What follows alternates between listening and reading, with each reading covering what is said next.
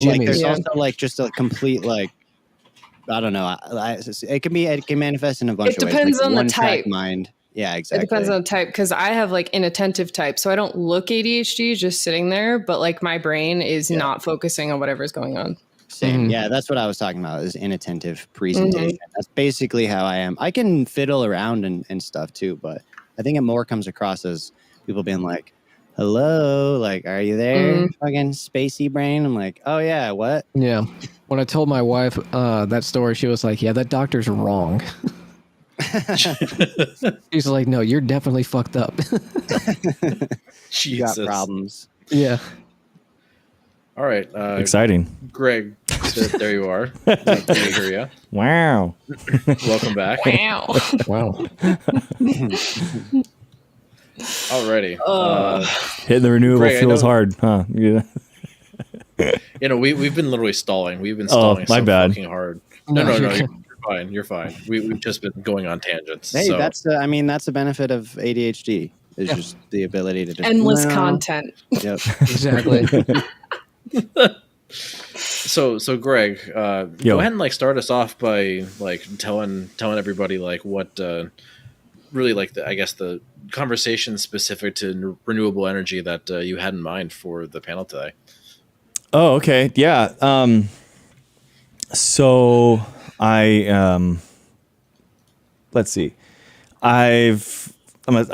I'm a scientist, and I focus on kind of like the human negative impacts that we're having in the environment. So obviously, like how we use the resources that we procure from the environment, to put it nicely, and then use them is like, a big part of that, what we're doing with it.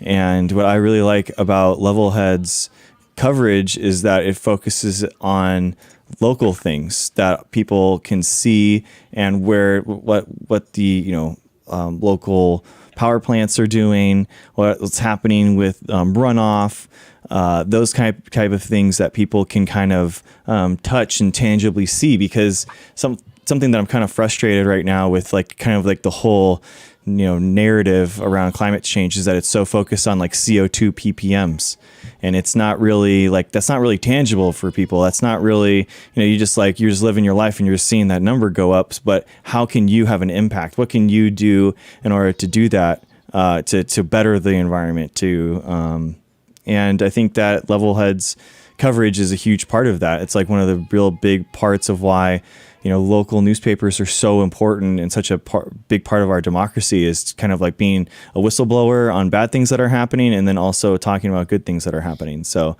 I'm just a fan, and I wanted him to come on.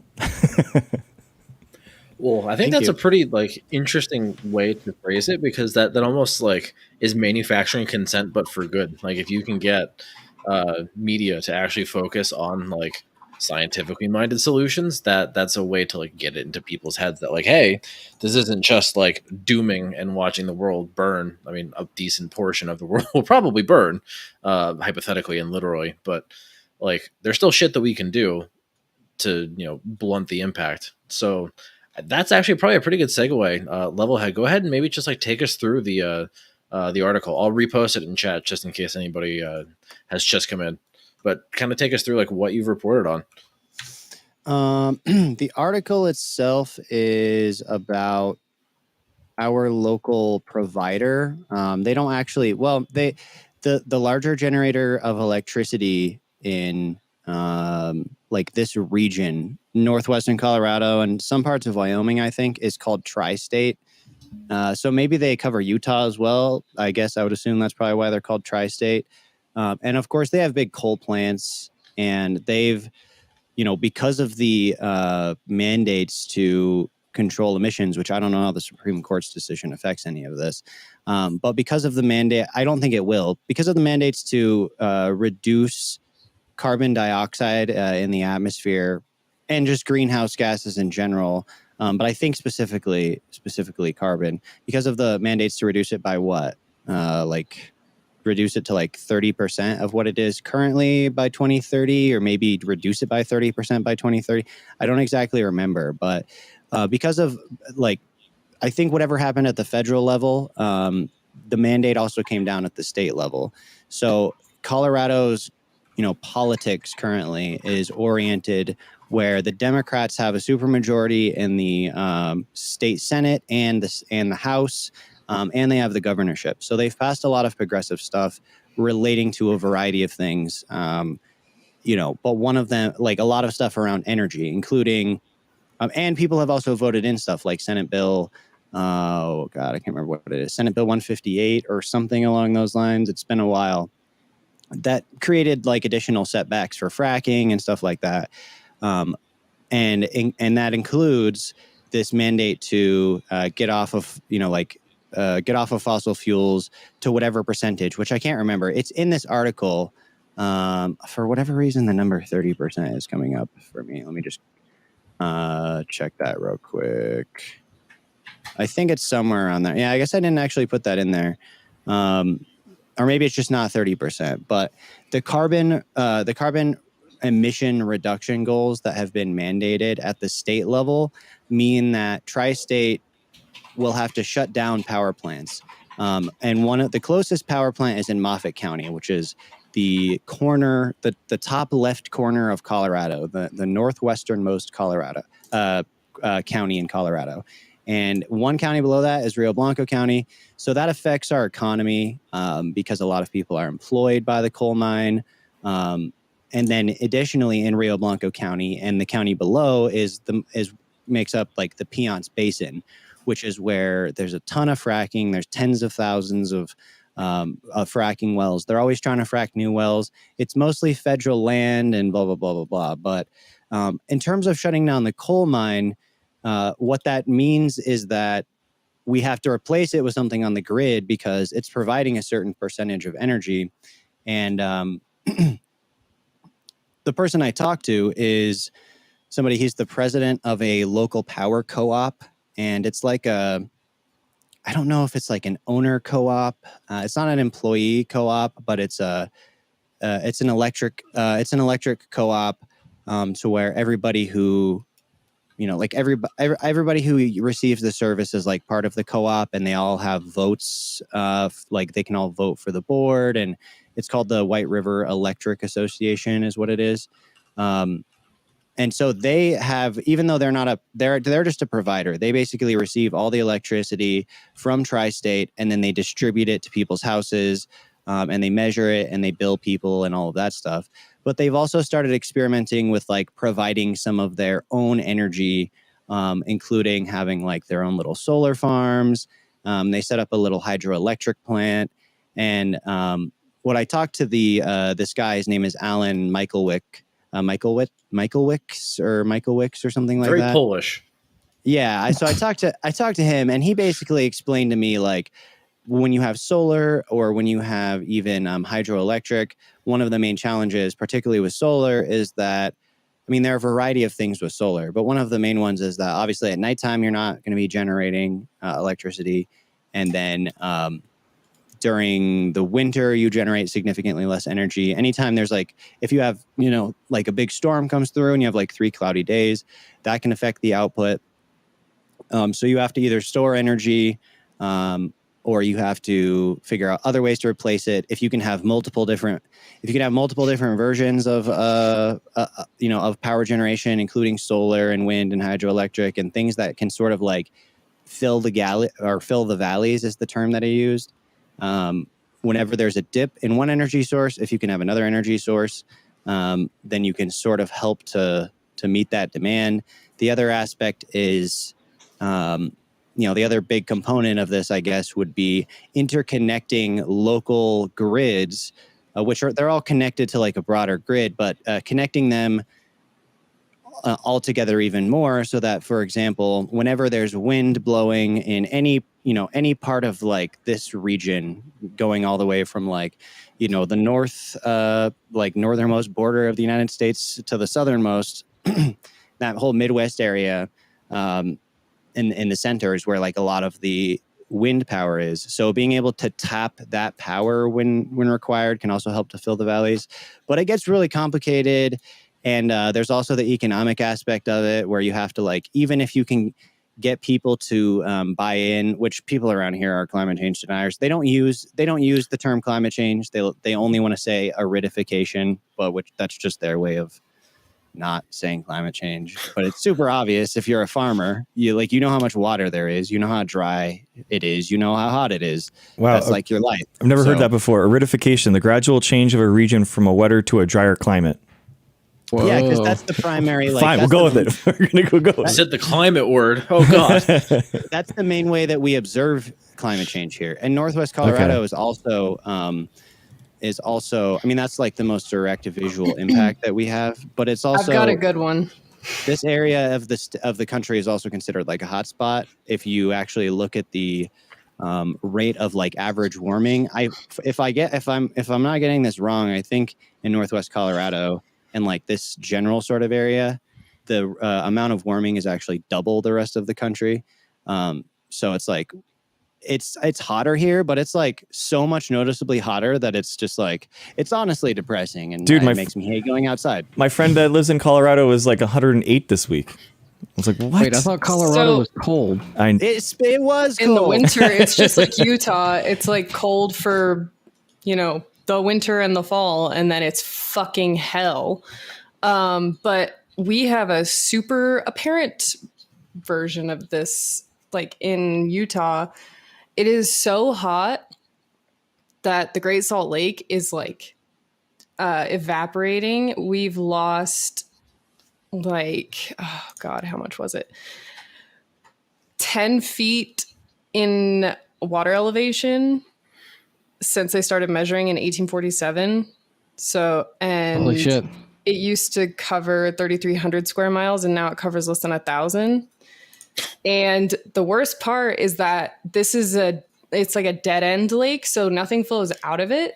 So you have all of these particulates on the lake bed. So the more that the lake evaporates, the more these particulates get knocked up into the wind, and people get like breathing conditions because they're breathing in arsenic and shit that was in the lake bed. Yep, Salton Sea is the same thing. It's an entire Salton Sea. I think it's the first lake that might be like completely taken out by like human like use. It's insane. It's completely gone away. They made it artificially, and now it's gone. And the same thing, exact same thing that's happening right now. And we're talking about like millions of people that's in LA County that could all be downwind from like caustic like stuff that's in dried air like lake beds now. It has direct impacts. I've talked about Louisiana a fuck ton before, because I mean it's like one of the more obvious examples of climate change, with like the amount of soil erosion that we have, and the constant flooding and the actual like environmental displacement of people because of real estate development. But what the fuck, a salt lake dissolving or evaporating?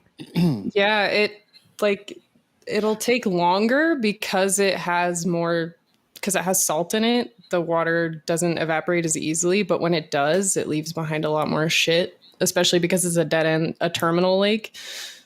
Nothing flows out of it. So that reminds me of another big story that I've covered, which is just because you talked about like as the lake loses water, then this stuff like rises to the surface and can become like wind blown. But that would also mean that whatever sort of nutrients or any type of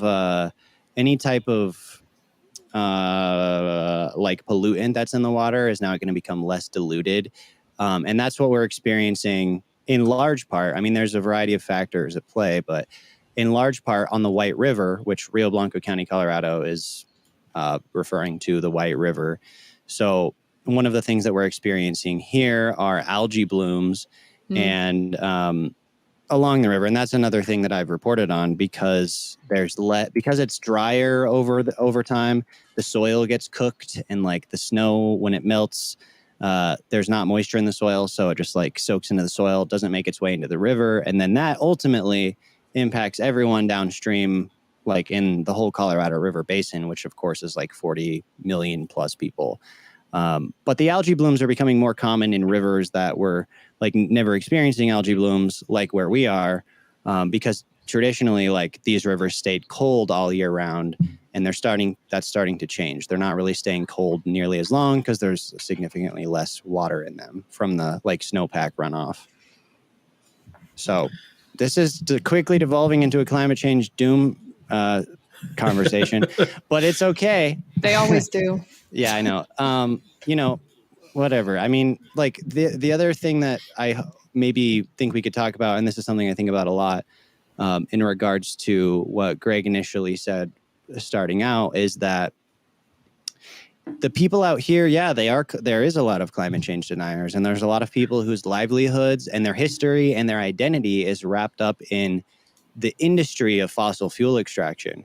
And so even like there's direct impacts to taking away, fossil fuel for them. I mean, the end of the day, from my perspective, the oil and gas industry comes here and they always leave people in a lurch. There's always a bust, and it's like an abusive relationship. People don't want to admit that maybe we should like not allow them to continue doing that to us.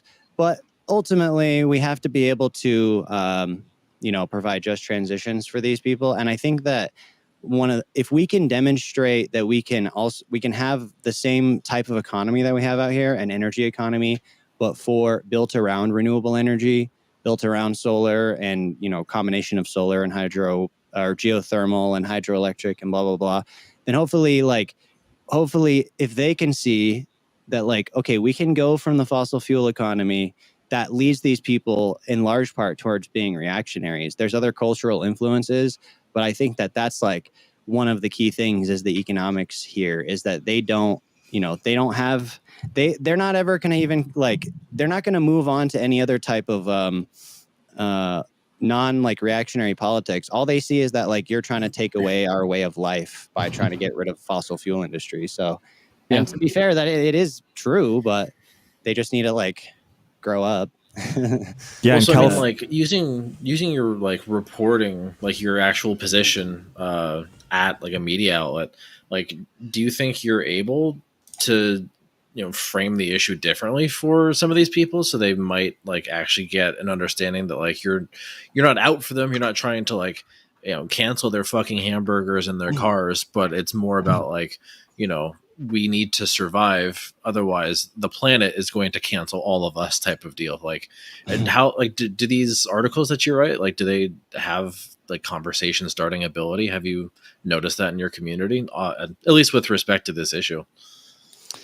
I mean, it's always a conversation that's happening ultimately. It's such an impactful thing, or whether or not they're talking about it because I wrote an article about it or not, everyone's talking about it because we're always talking about water in Western Colorado. Always. It's always dry. It's always about the drought. It's always about, now it's in your face. When the river is green, it's fucking green. That's not supposed to be green. And that's been happening for 7 years or however long. So the conversation comes up, it's just very much skirted around. And, I try to use the climate change phrase, climate change. It's been edited out of my articles before, which I understand why, because there's a calculus you have to do with that. I don't want people to not read my shit, and people won't, I mean, it's catering your language to the audience. Yeah. Again, aridification, but yeah, it's hard to tell every event. That's the problem. And this is where, only Siths and non-scientists speak in absolutes. So so now we're you can't be this is definitely because of climate change, and if you're gonna have a scientist that comes on there saying that, they're gonna be there's gonna be people well, we don't know if this particular event is saying that, we can't, but the trend is obvious, right? The trend is you just, this is what science does. Science has to have some predictive qualities, otherwise it's worthless, right? Yeah, I think I think it's an interesting comparison talking about kind of heel dragging going on. There's obviously a lot of people, states that are dragging their heels on this stuff. California, 63% is carbon-free electricity. The entire United States combined, which includes California, and California is a big part of that, 19%. So it's you look, and a lot of these states are still 100% coal or natural gas. Still, they just refuse to go off of coal. And it's just Utah is 14% renewable. That's better than some. I mean, seriously. Better than zero. Yeah, exactly. Yeah. I mean, literally some of them are percentage you're zero. looking up? Carbon free. So this is going to carbon free is going to be renewables, hydro, and nuclear. So hydro is really interesting. Like hydro is one of those ones that before I really started getting into this, I kind of like overlooked it because like, oh, it's a dam is like cool. What's a dam doing though? But it's actually, think about giant dams as big batteries, and because a battery is just is energy that, I mean, basically you're creating a dam in between two, electron flows, the proton flows that can from one side to the other side of the battery, and the battery is like stopping that from happening. If you think about like a dam is basically a big battery where you're stopping that water from flowing down down because of gravity, so you're able to use that potential energy in other places. So it's actually really, and he talks about this in the piece too, talking about how probably the best battery today in existence is pumped hydro storage, said Michael Witz, further describing a form of power storage that uses reservoirs, elevation changes, and hydroelectric turbines to store and later generate electricity on demand. So it's an interesting power gap. Well, that's the thing too, is like if we're talking about the percentages, the percentages of renewable energy, or the percentages of electricity that's coming from like renewable source or hydro in any particular state, like the Lake Powell and Lake Mead are contributing that to what, Nevada, Arizona? Is that where's Lake Powell? Lake Powell's in Utah, right? Am I right about that? Or is it Lake Powell in Arizona? Yes. Sorry, I didn't realize I was still muted. So your 14%, like how much of that is from Lake Powell? Is that would be included in there, right? Yeah, northern Arizona and southern Utah. I just looked up renewable energy, so I'm assuming hydro and stuff is in there. I think so. But so that's the type of that's just a demonstration of the hubris of mankind being like, we can live in this desert. It's fine. It's fine. Everything's fine. Yeah, it's a desert, but like we got water. We'll just make a huge look, there's a canyon right here. Imagine if this canyon was full of water. Wouldn't that be sick, dude? Hell yeah. Coolest summer vacay spot ever, bro. Yeah, so we can generate electricity that way via those dams, but you can also just take water, and you can take water if you're generating electricity at any time, any surplus that you have, you can use it to pump water into a reservoir that's elevated, and then you can run it back down through your turbines when you need to generate that electricity later. So it can act as a battery in that way without necessarily having to create a dam along a pre-existing ecosystem. But you need to right? Because that's what that guy was talking about. Because so the wind doesn't blow and sun's not always out. You know what I mean? Like that's not a reason not to do renewable fuels, but that is a real point. Like it gets cloudy sometimes, it's like people, say that this is a reason why you don't want to do renewables at all, when in reality it's just something that we've already, it's an engineering problem that already has a solution to it. And a lot of people, drag their heels on this stuff too, because it's like, oh, we don't have the battery technology yet. We don't have, it's not there yet. We're going to have to develop an answer in the future. But I think, especially what the article shows, it's like, it's about making progress. Maybe you're not 100% yet, but we can get to 60 and then 70%. And then you establish these systems of renewable energy dependence. And then now it's just making them better and better over time. And you're not reinventing the wheel, in 10 years when you have to we have to switch from everything 100% coal to 100% renewable. And I think it just makes sense. Like, the amount, if we were going to do pumped hydro storage, the amount of reservoirs we would need, there'll be a huge infrastructural undertaking in the same way that Lake Powell and Lake Mead were. And I don't think that the federal government's going to be accomplishing any of that shit anytime soon. To get cynical too, by the way, when it comes to these power people out here, I think they see an opportunity in that they want to talk about we need mixed solutions. You know what I mean? We need a variety of solutions. What they're saying when they say that is that we need to switch to natural gas. That's what they're saying, because they want to emphasize that natural gas is better than coal, right? And because that's gonna, especially because we frack around here. Like that's going to be such a boon if they can take this opportunity to be like, oh, we're going to transition our grid. But the way that we should do it is by like, yeah, sure, we'll get off coal. But in the meantime, you know what we're going to need? Fuck tons of natural gas. That's right. Let's drill. Let's go. Like, so that's kind of where they're trying to go with it.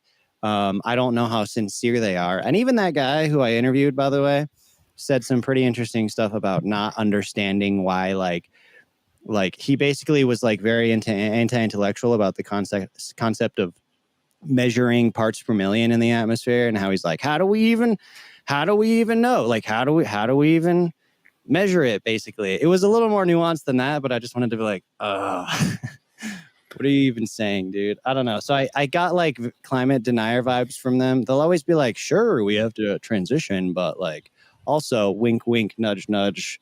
Let's get some more natural gas out of this ground.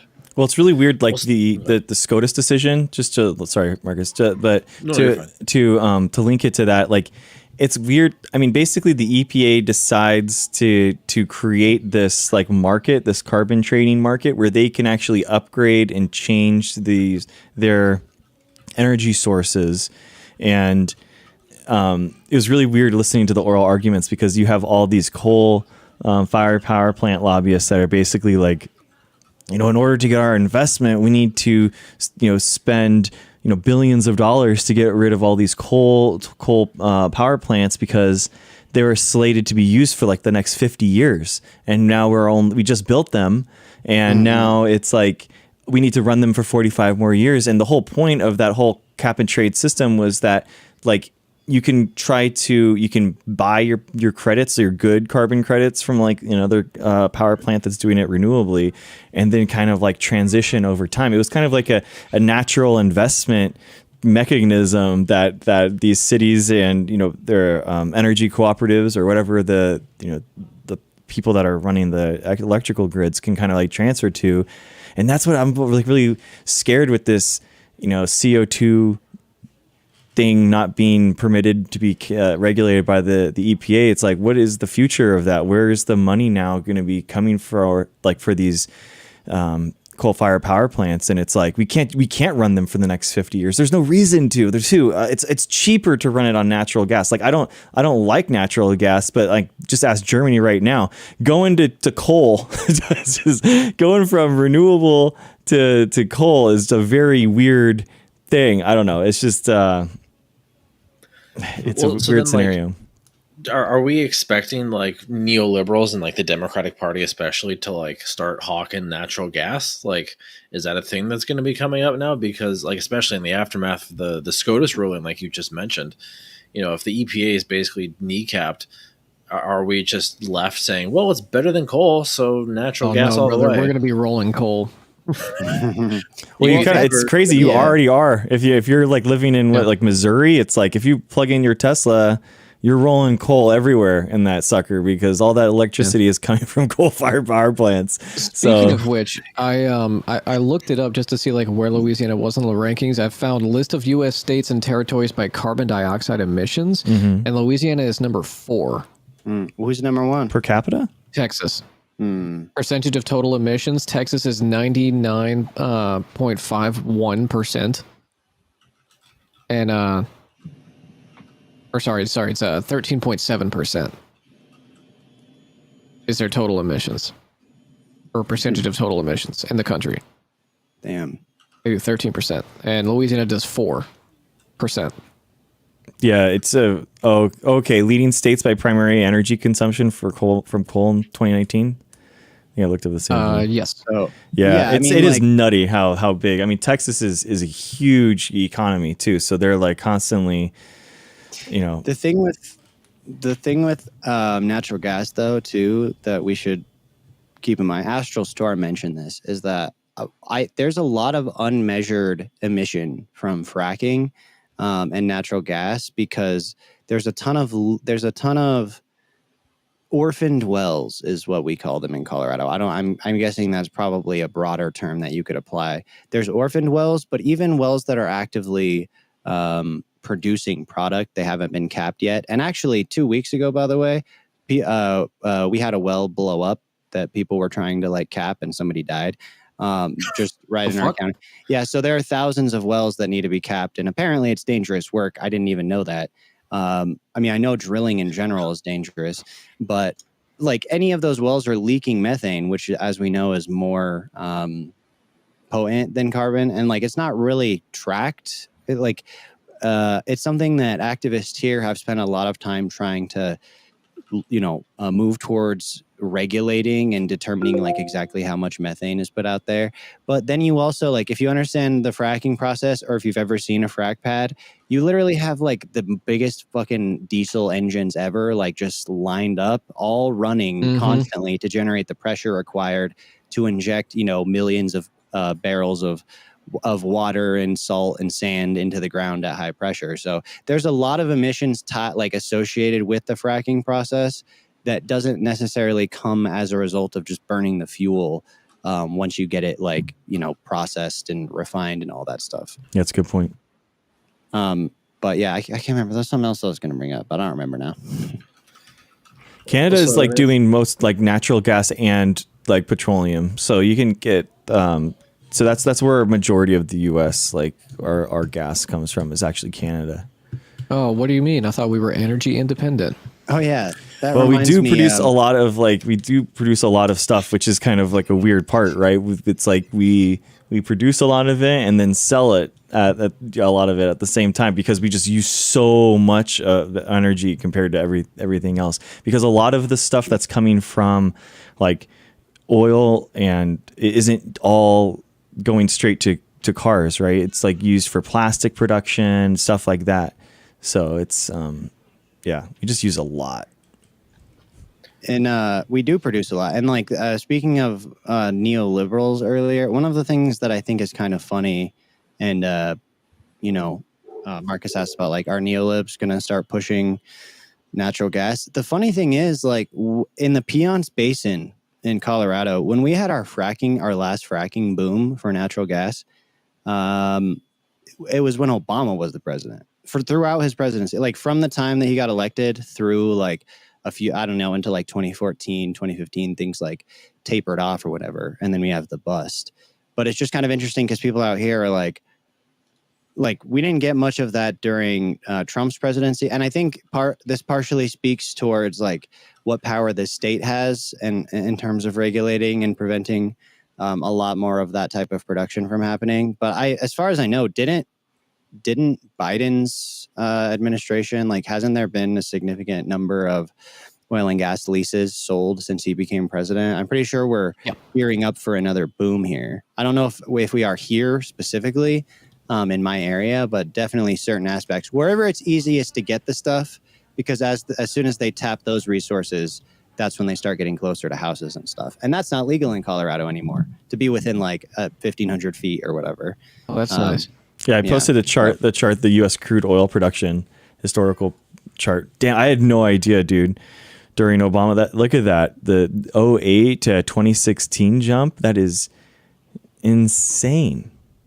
Yeah, so it's just kind of funny because they're all these people out here want the glory days, but they're also like think Obama is literally the Antichrist, or thought he was. I don't know. They probably forgot about him because Trump occupies that part of their brain now. Trump and Boebert, but I don't know which one more. But like that's when the good times were, I mean, I guess like there's broadly and throughout the country, it's just kept going up all the way into 2020. But at least out here, like that 2008, on was like when we had a lot of fracking going on in this area of the state. Jesus Christ. Yeah, I'm just looking at the graph that Greg linked. Like, that's nutty, dude. That's insane. And they talk about energy independence. They're like, oh, we got to get energy independent. Rah, rah, rah, rah. Like, what do you think Obama was doing? Like, you should love Obama. Talking point machines, dude. Just like Federalist Society, Heritage Foundation talking points that they've heard and they're just repeating.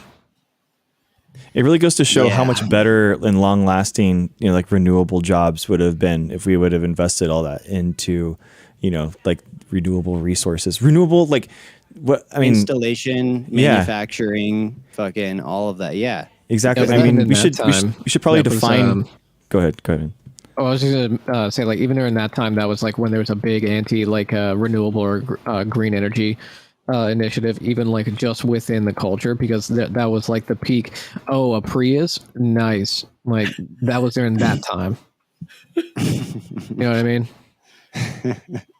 Yeah, well, actually, fuck, Levelhead, you might be able to offer some context on this because I know I'm pretty sure this dude's still a fucking senator. Hickenlooper, homeboy drank fracking cum on TV. Like literally, Colorado's governor. I think he used to be the governor or the mayor of Denver. I forgot. Governor. Who's now like the federal senator for Colorado, literally drank fracking fluid on TV to shill for the industry. Like, see, it's safe. You don't have to worry about it leaching into your drinking water. I drank it right here. Look at me. It's like the Roundup guy, but braver. Yeah, seriously. I don't believe that he drank fracking. Like what frack? Oh, you mean the fracking water before you put the chemicals and the salt and the fucking carcinogens in there? You mean before you put the heavy metals in there? You mean before you got it out of the ground and it had radioactive elements in it? That fracking water or before that? Like, I just don't like what Obama fracking and water. Flint energy. What's that? So it's I don't know if you know, Levelhead, after like the Flint, Michigan water crisis, Obama actually like went out there and probably like sourced some water from like he was definitely the Sony. But like he had like on a podium when he was speaking to people in Flint, he had a glass of water that he claimed came locally from like Flint, Michigan taps. He's like, see, like your water's fine. See, here's a glass. I'm gonna drink it right here for you. And he did it. And he got everyone was like, no. Shit. Yeah. Dang, look at this graph. I just posted the data table for the rankings of the total energy consumed per capita. And this is going to what you're talking about, Grumlow, too. Like Louisiana, number 2 in total energy consumed per capita. Like what? The fuck is Sportsman's Wyoming doing? paradise.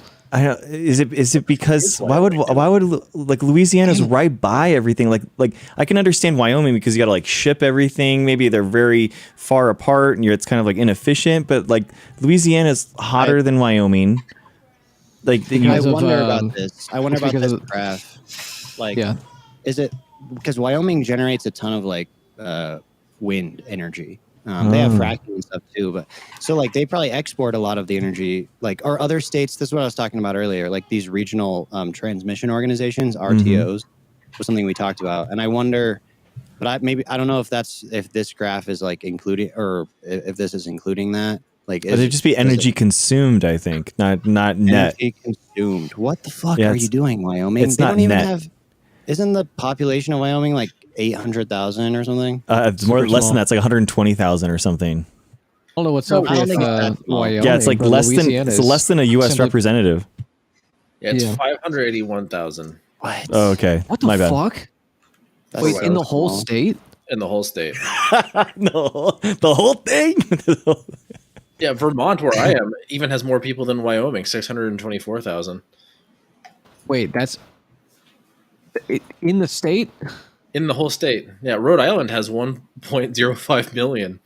Oh God, I hate the Senate so much. I think Utah's like 3 million. Industrial. Look at that. Oh, dude, good. Thanks, Cardor. Look at the energy consumption by sector. It's industrial. 58% of Wyoming energy consumption is for industrial. So it must be all those fracking operations. What's Louisiana? Check for me, because if it's a petrochemical corridor, that makes sense. Oh, Wyoming, my gosh. Like, okay, Wyoming has fracking, but like as far as I know, I don't think Wyoming has like any of the major oil and gas basins. Like South Dakota has a huge basin. Obviously, Texas, there's the Piceance Basin that straddles Utah and Colorado, like, and some of Wyoming. I mean, I guess there maybe are little smaller ones, but like the Permian Basin is like massive. So I don't know which basin or like if there's other types of industry in Wyoming. Yeah, Grumlow, it's almost 73% industry in Louisiana. Yeah, well, we have the I think the only reason that's the case is because we do have nuclear plants here. Dude, look at the amount. Colorado's 5.8 million. We've been growing. Like, I remember not that long ago, it was like 4.3 million. There are a fuck ton of people are moving to Colorado, where we have tons of water. It's fine. Don't worry about it. I think it's because people think it's cold. Seriously, like I think that's it. They just think it's going to be cold. It's not, bro. It's probably like fucking. It's probably I don't know. I just look outside like looks to be about 90 degrees, but like, okay, last summer it was like almost 100 for like 2 weeks, and it used to be like it would get 100 like once every 5 years. It's almost been 100 for like a week or two now here. Yeah, it's been between 90 and 100 here. Yep. Which again is like, I like if you're somewhere where it's really hot, you're like, psh, but it's also dry as fuck, super dry. So it's just not normal here. I guess it's normal now. Dude, Yeah, look at new normal. The new normal. Look at a 21st century state. Look at California's 34% transportation, 25% industrial. That's what Utah sounds like. That's Ours crazy. is like 35 and 25. Wow. Or 30 and 26. Yeah, we're like is by Colorado? far. California was by far and away the number one producer in renewables, which makes sense because it's like so many people. I mean, it's so much space. Yeah, I don't know. Like I said, I think that the reason I was talking about the just transition and stuff earlier is because a lot of the climate change discussion just seems so like it's so hopeless and overwhelming, and it's really easy to get like a doomer about it. And I try not to, but it's really easy to do. And so like I've thought about it a lot. I was like, how do we get people to wake the fuck up and like do some shit, because this is really bad. And it's clearly and we're already observing all of the like we're already observing really severe impacts, direct impacts. So I guess what I kind of thought about was like, okay, well, I barely have the energy to think about this. In fact, most of the time I don't, but like I do anyways.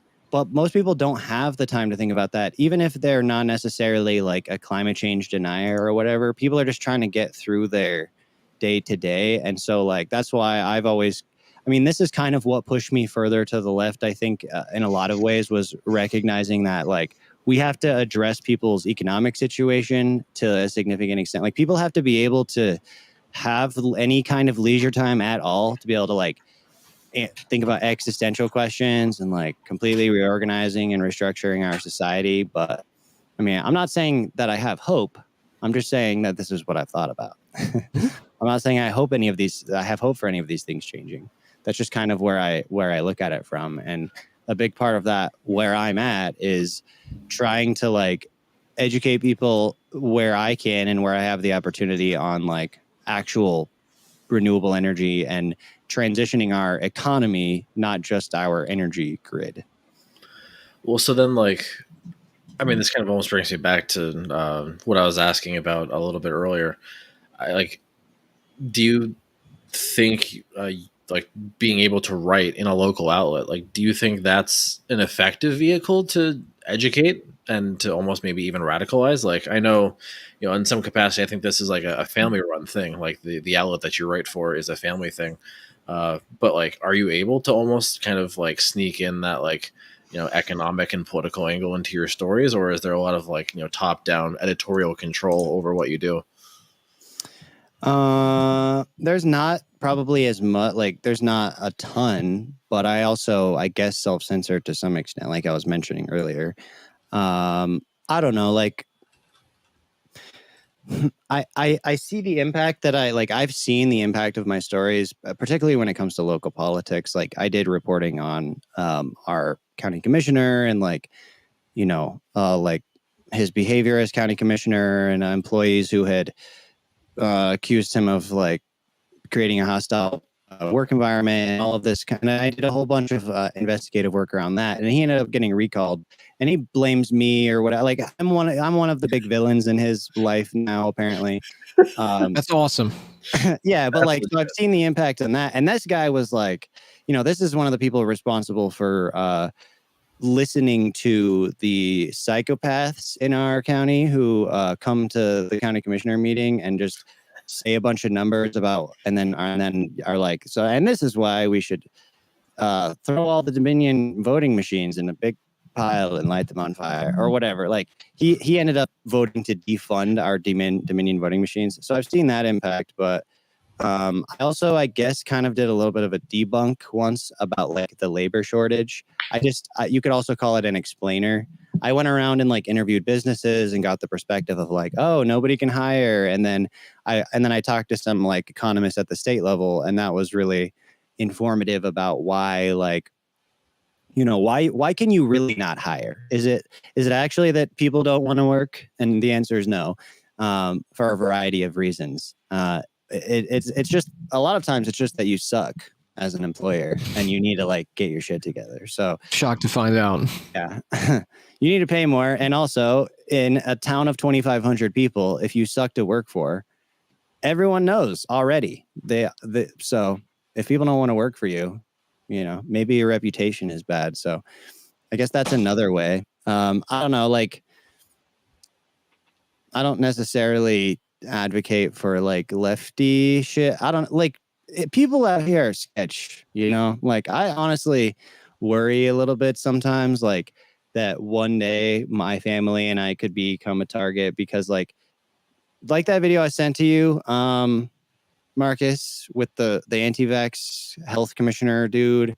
And he's being like, we're not asking anymore. We're taking our country back one county at a time, blah, blah, blah, blah, blah. It's like, that's the same dude that got in my mom's face because we censored him for not publishing his anti-vax misinformation article. So like, and then earlier before Greg showed up, we were talking about this like escalating right-wing rhetoric.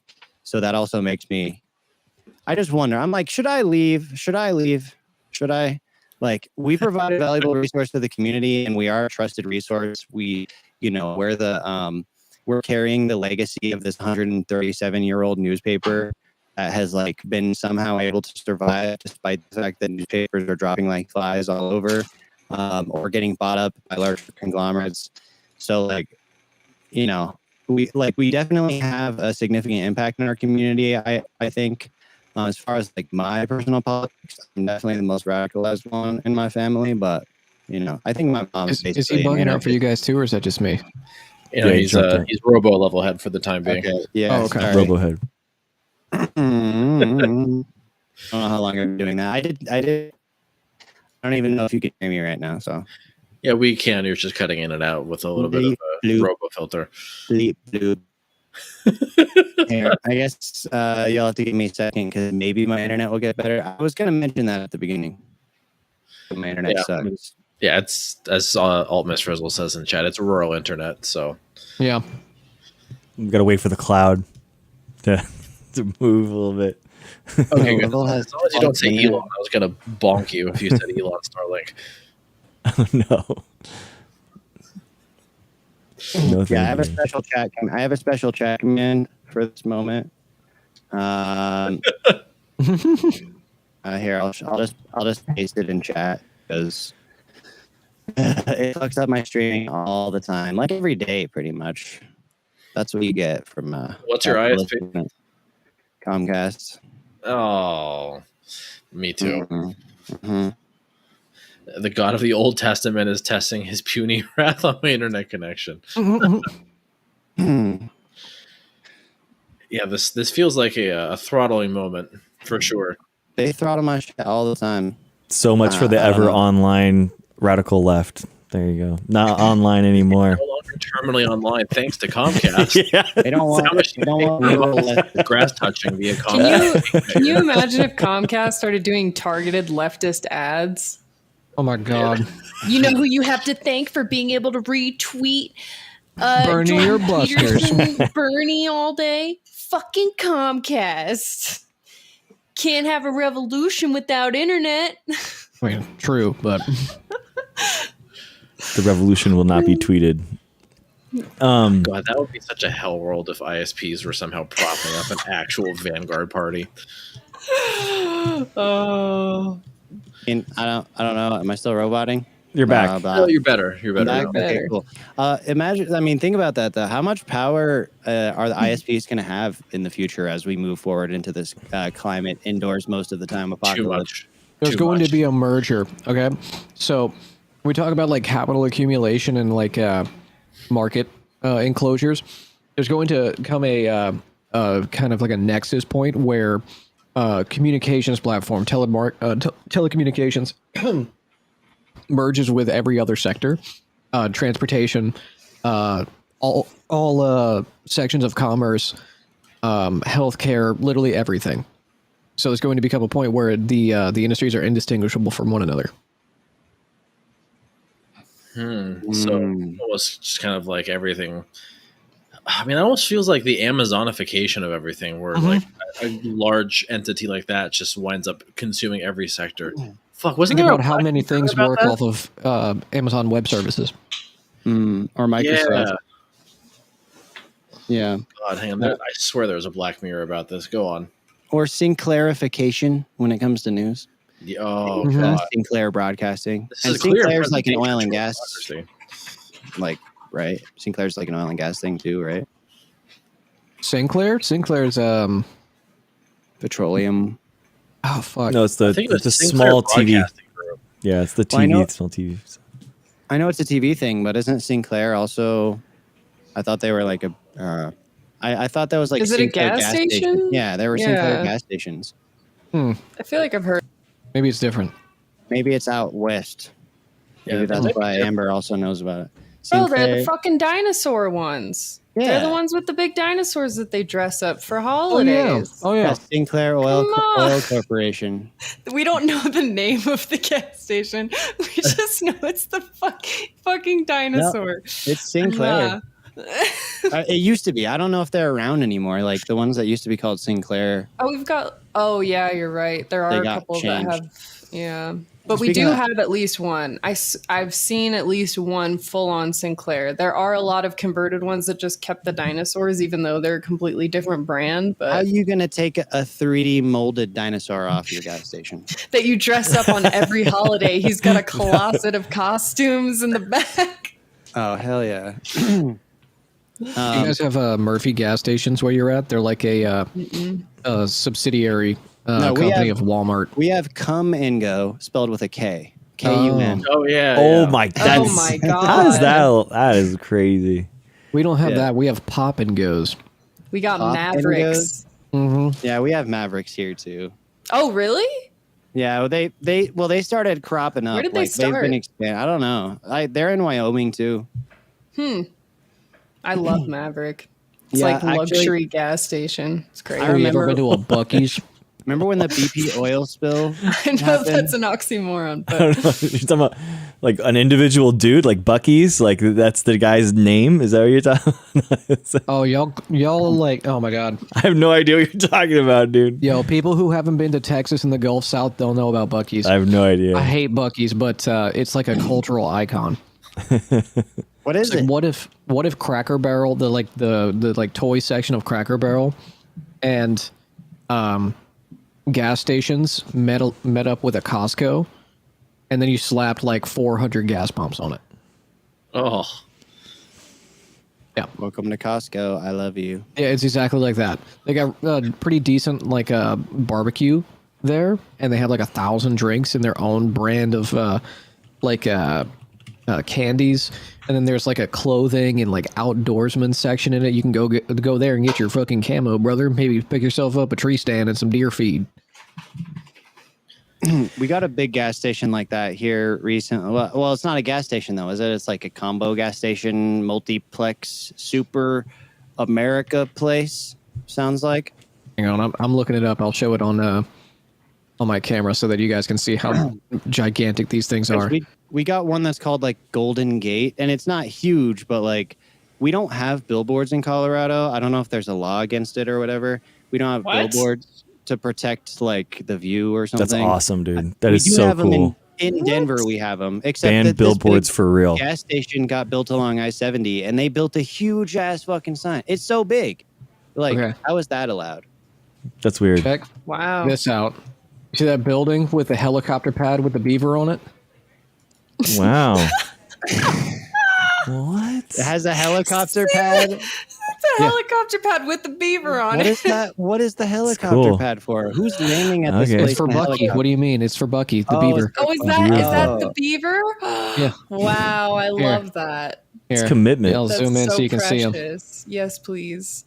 I feel like I've seen this before, actually. That's Yeah. crazy. But on the Huh. inside, let me see if I can find a good picture of what It's very cute. Yeah. Look.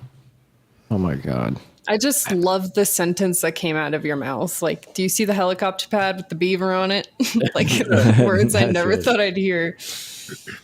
Also, a Levelhead. Speaking of come and go, apparently Amaranth bought one. What? Yeah, Amaranth bought a gas station. Where? But it's the come California. and go. It's not just any gas station. It's a She come should and go. change it to. It's She should change the K to a C. branding, dude. That's some good It's branding. implied. It is. Yeah. The I C mean, is implied. they probably wouldn't allow it. Yeah, she also owns a Circle K and a 7-Eleven. It's Oh. expanding. So she's got a gas station empire. Okay.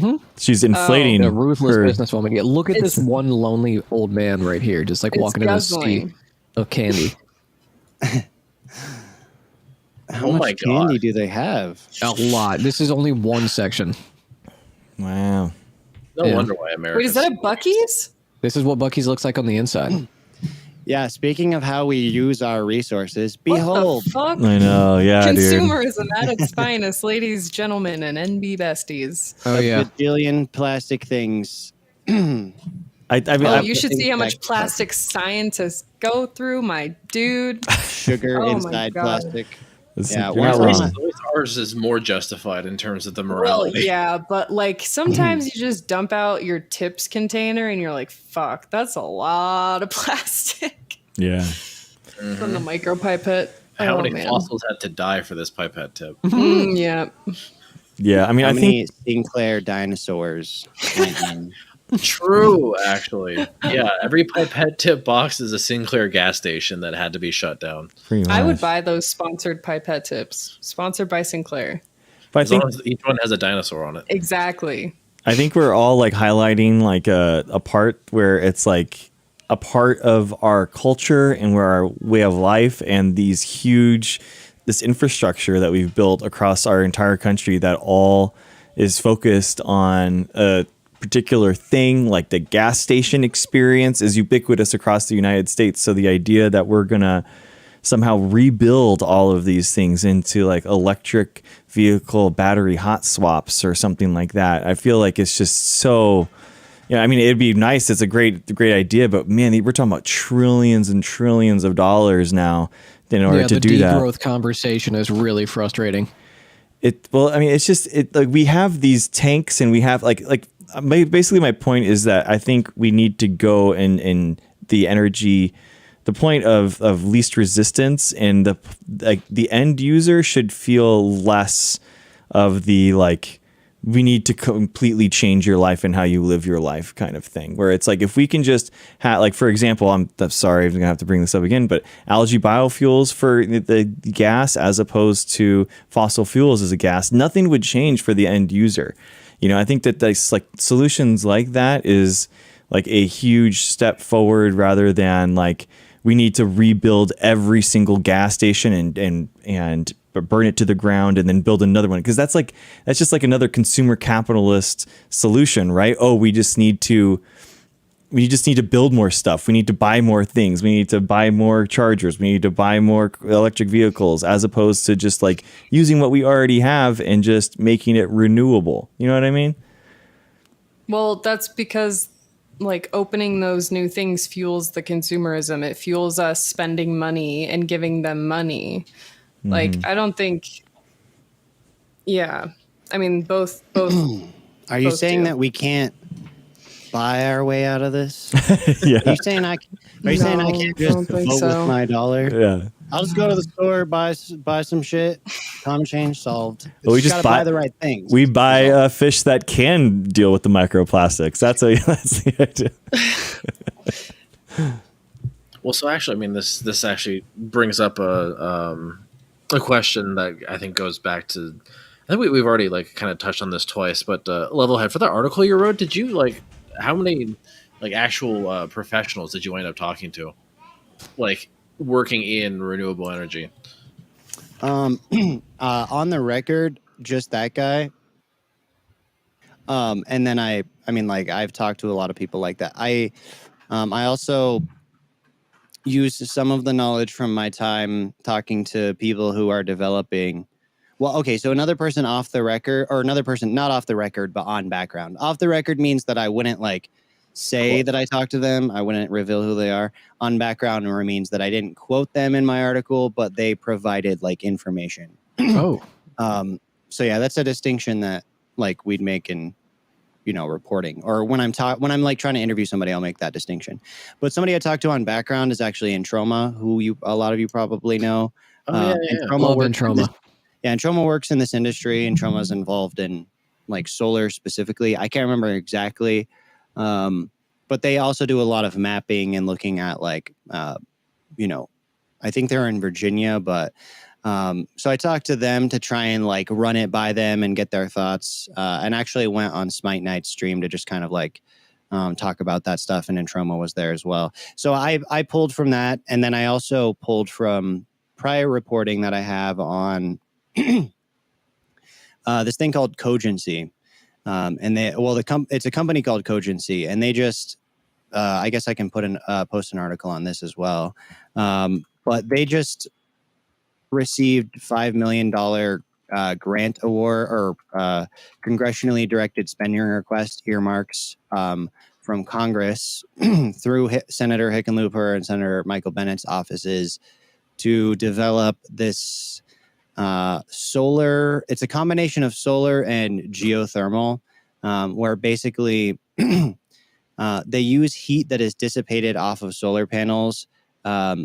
They use liquid to cool down the solar panels, but they also take that liquid that's now been heated up and they store it in geothermal wells that they've bored, which can actually act, you know, it can insulate it and it can act as a thermal battery, because what you can then turn around and do is take the water that's been stored underground, and you can, via heat pumps, then do any kind of like HVAC, so refrigeration and cooling and heating, which can take a significant amount of pressure off of like your batteries, if you have batteries that are storing, or whatever is just generating like plug load electricity. So that could be a like, if it works in theory, and again, they just got a big grant. I guess they've demonstrated it in certain parts of Colorado. But like that's also background information that I have on solar, and where I've kind of pulled some of my knowledge about solar. Especially when it comes to things like, if I remember correctly, apparently solar panels, even past like 70 or 80 degrees, start to lose a lot of efficiency. And like I mentioned, it's been 90 degrees all week here. So coming up with ways to like have more efficient solar and like do things that we're already doing, but also, you know, apply like unique solutions to them to get more out of like whatever ground and resources we're using. Yeah, so it's kind of like I'm kind of off on a different subject slightly, but I can't remember. I think I maybe talked to one other person or like read some studies or something for this article. I'd have to go back into my into my notes. Yeah, it's crazy, man. It's a good question. It's a good point of like how local politics ties into it too, right? Because like the electricity that you generate from your solar, like where does that go? Can you sell it back to the energy companies? All that kind of stuff too. Like, oh, it's like a negative tax.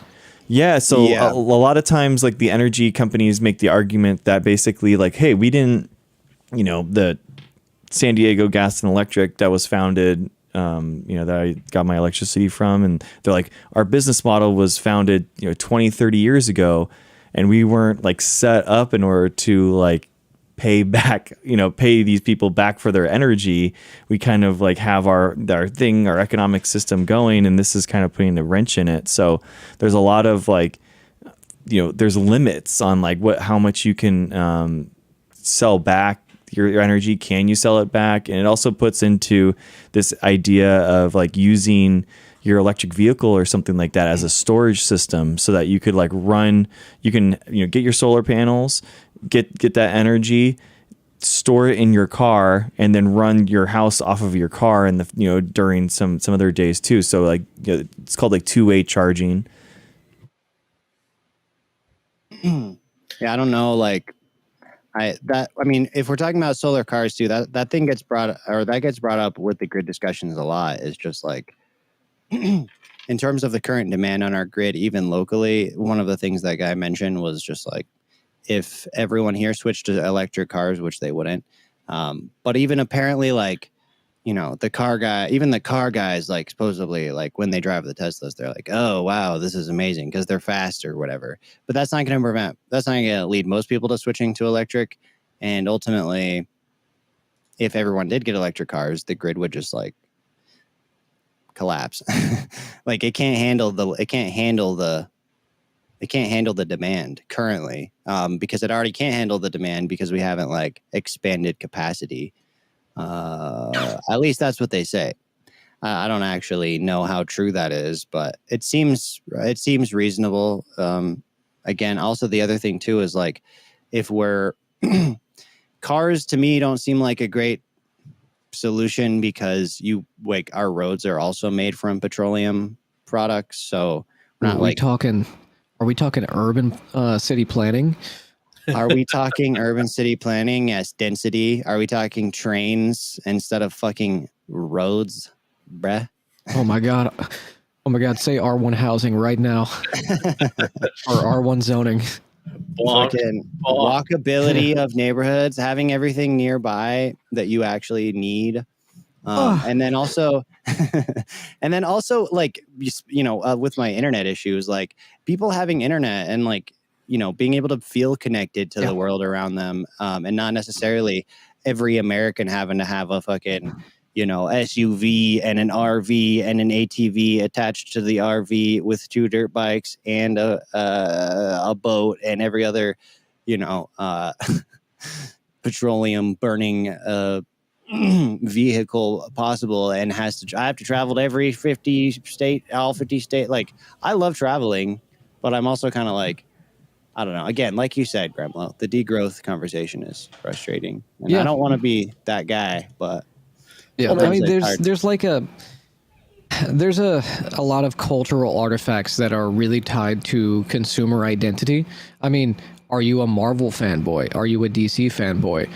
Do you shop at Shell or do you shop at Exxon, Walmart or Target? Like, our entire identities are tied up into like what products you're consuming and how much you're consuming them. Even stuff that's supposed to be like environmental, Oh, I only buy organic. Oh, I've gone vegan. All of it is so tied to consumption that trying to suggest to people like, hey, should we scale back is a no-go.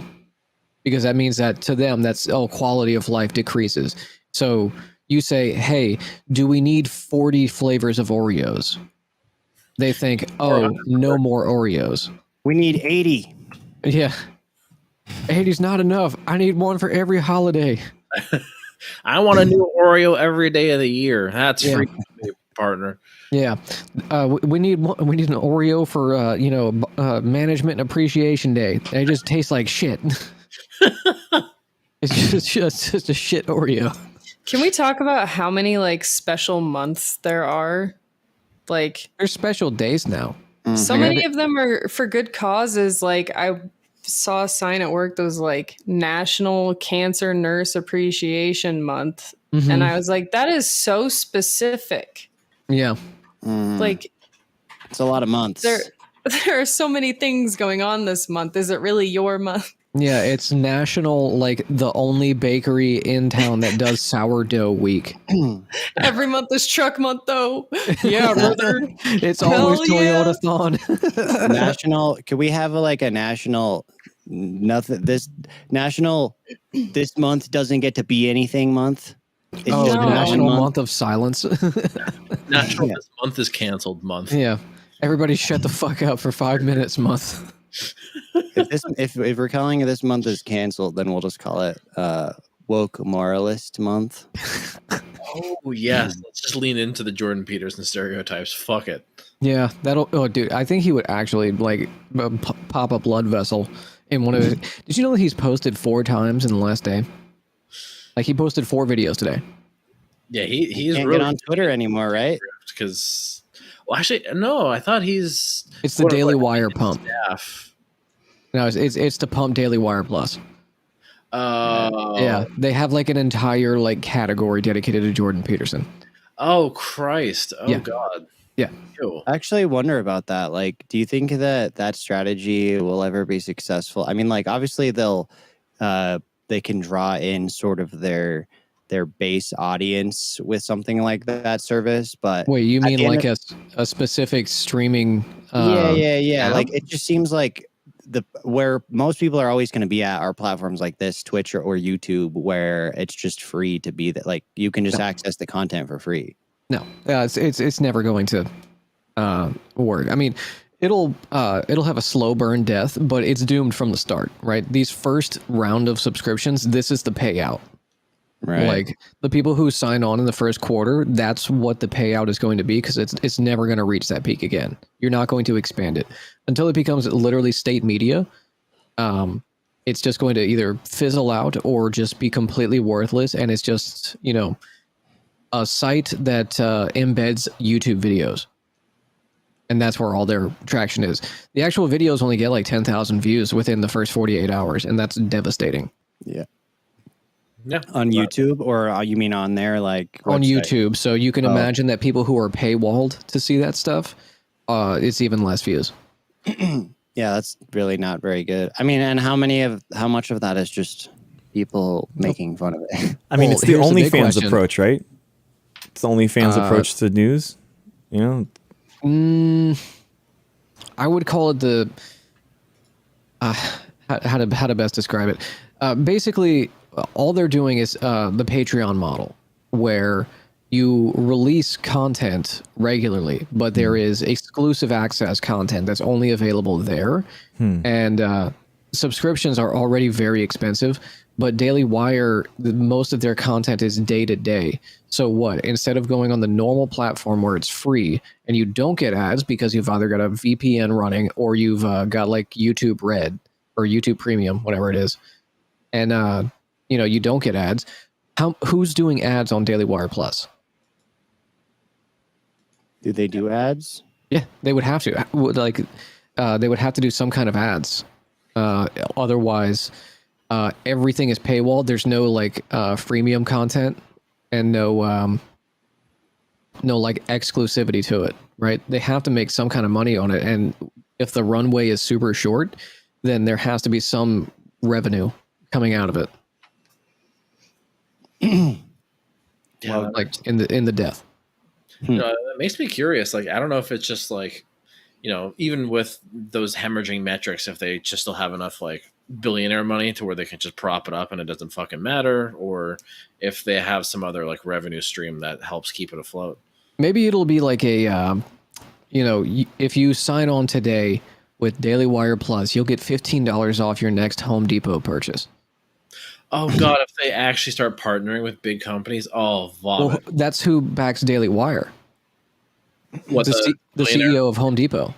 Oh Yeah. for fuck's sake. Home Depot is one of the largest. Like, if you look at the politicians like funding like the PACs and stuff, Home Depot's at the top of the list, I think. Mhm. Wait, I knew that CEO in particular was a chud. I just didn't know where he put his money. Like, I knew it was conservative something, but I thought it was just like to politicians, not to the propagandists. I can't believe that the people who parrot the rhetoric that we hear on like Daily Wire, like Matt Walsh, Michael Knowles, all these assholes, we hear the same rhetoric from people who constantly bitch about the price of lumber. Oh my God. I don't know if this is a thing for you guys, but like we have like a lot of handy people around here, and I never hear the end of how much lumber is. It's like, dog, you don't need to renovate your shop for the 5th time, okay? Slow down. Like, I don't know what you're talking about, libtard. I ate a 2x4 for breakfast every single day, and Joe Brandon's inflation's making it impossible for me to eat. it's like, dude, you're not a carpenter. Like, hire a carpenter. Like, it's expensive because so many people are buying it. Like, if it was just professionals doing it, like, it would be different. Yeah, You don't have to make your own cabinets.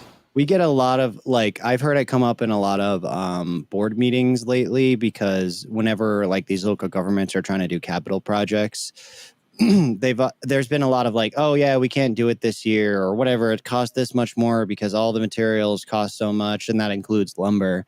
Yeah. And then literally, it's sort like of the guy who's like selling you the lumber is selling you propaganda too.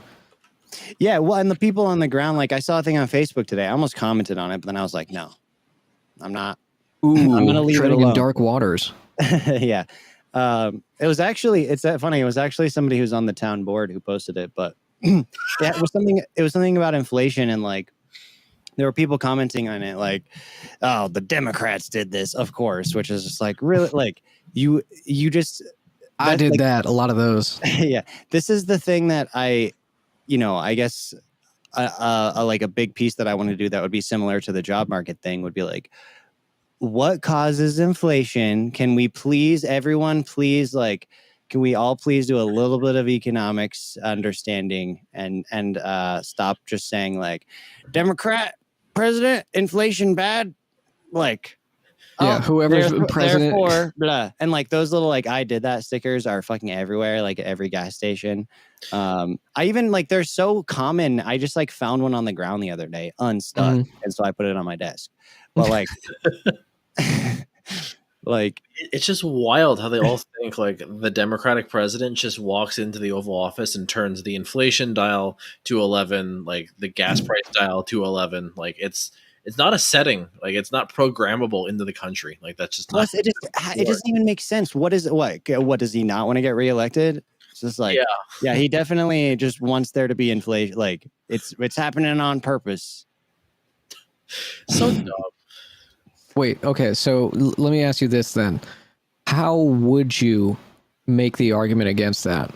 Like if you're in the Ministry of Propaganda.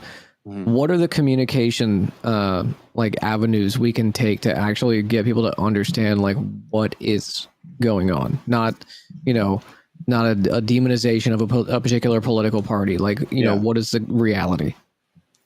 Well, like if I was going to do it from my role as a reporter, then I would talk to, I would interview economists. I would talk to people who understand the supply chain, and I would try to like connect those dots.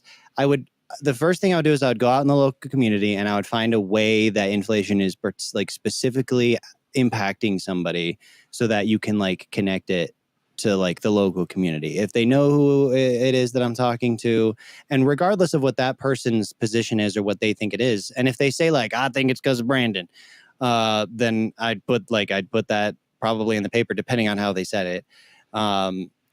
But then I would also go talk to like an economist, and a person that I've talked to a bunch of times is at the Colorado Fiscal Institute. He's like their head economist person, whatever. And they're, pretty like lefty. Every time I've talked to him, I always get like surprised by how much I just agree with literally every single thing they say. But I would just do my best to explain what the actual cause of inflation is. I guess it's really mostly just a matter of like the way you write it and like trying to have the skill to, I guess, put it into language that people can understand. And that's honestly the hardest part of reporting, in my opinion, is like not over explaining or not using like super technical language and trying to make it interesting and trying to make it a story with a narrative and like not just being like, super technical about it. Cause that's like the STEM lords like that shit, but a lot of people are just like, what? And they just move on. Like most people don't read the newspaper or like most people who read articles, they like read the first paragraph. So you have to really try to, suck people in, unless it's about drama, like the local county commissioner being an asshole, then they'll read that. Ooh, so we should turn it into drama. Yeah, maybe I should. Just be like, Tucker Carlson, like cut it like a real like mudslinging ad. Tucker Carlson wants to tell you that inflation is the reason that gas is so high. But could it be that the entire Republican Party actually voted against price gouge or anti-price gouging measures? Look at this unflattering photo of Joe Manchin. Yeah, you have to sneak it in. Oh, dude, you have to like inoculate it in their normal propaganda feed. Like, like if you can incorporate humor too, then that like disarms people, I think. I've done that before. I did some like video newscasts for a while.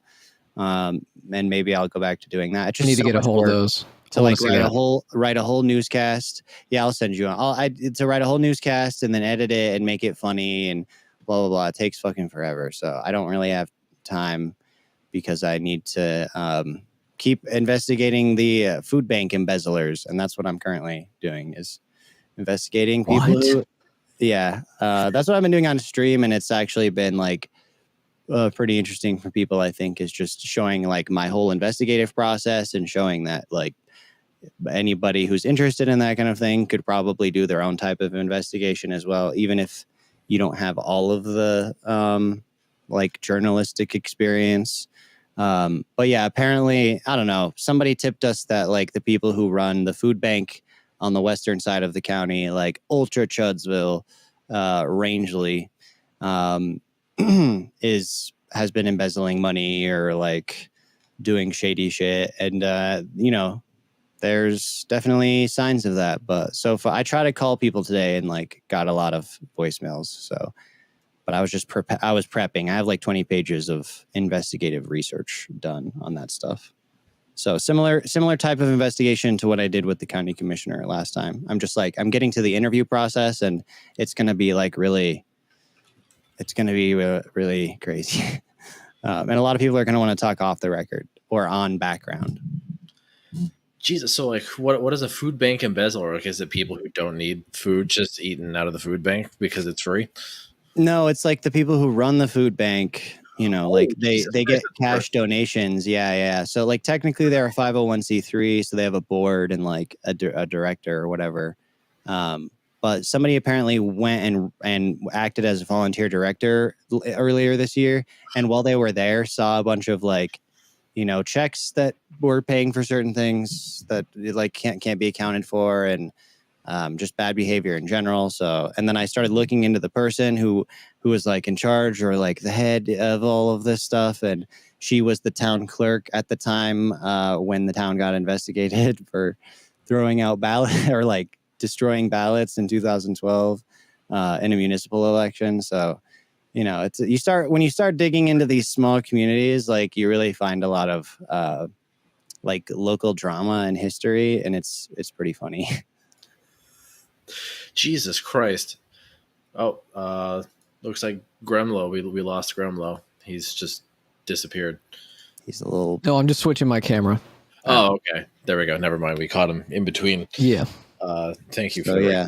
I don't know if there's any more questions about the renewable energy stuff or just like reporting in general, but... Well, so like, I think my last question as far as the renewable energy is concerned, especially as it pertains to degrowth, because like how I learned about degrowth was actually like when I first got here for grad school, but it was only from like my local crusty anarchist from the commune and not like, from a scientific perspective, which is fine. Like that was a perfectly valid way of learning, but like the people pushing it were, they looked like they, took baths in granola and shit like that. Like they were not, I think, the most ideal messengers for it. So all of that to say, like, what can we do as far as, like that specific messaging, whether it's, through a media outlet like you, or just kind of like dumbing down that conversation to have it be less technical and more, down to earth on that issue specifically. Cause I really like that idea that like we have to re-examine how much shit we need, but like, how do you go about having a conversation like that with like the people that live in the community that you live in?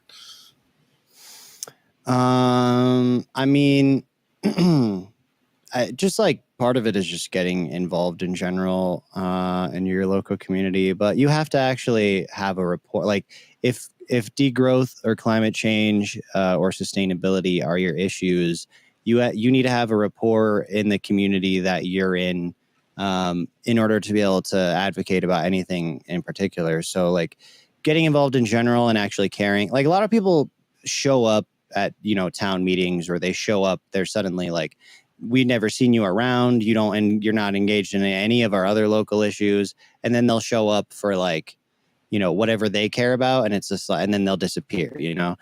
So I think that part of it is like you actually have to be involved in your local community to be able to even advocate for anything.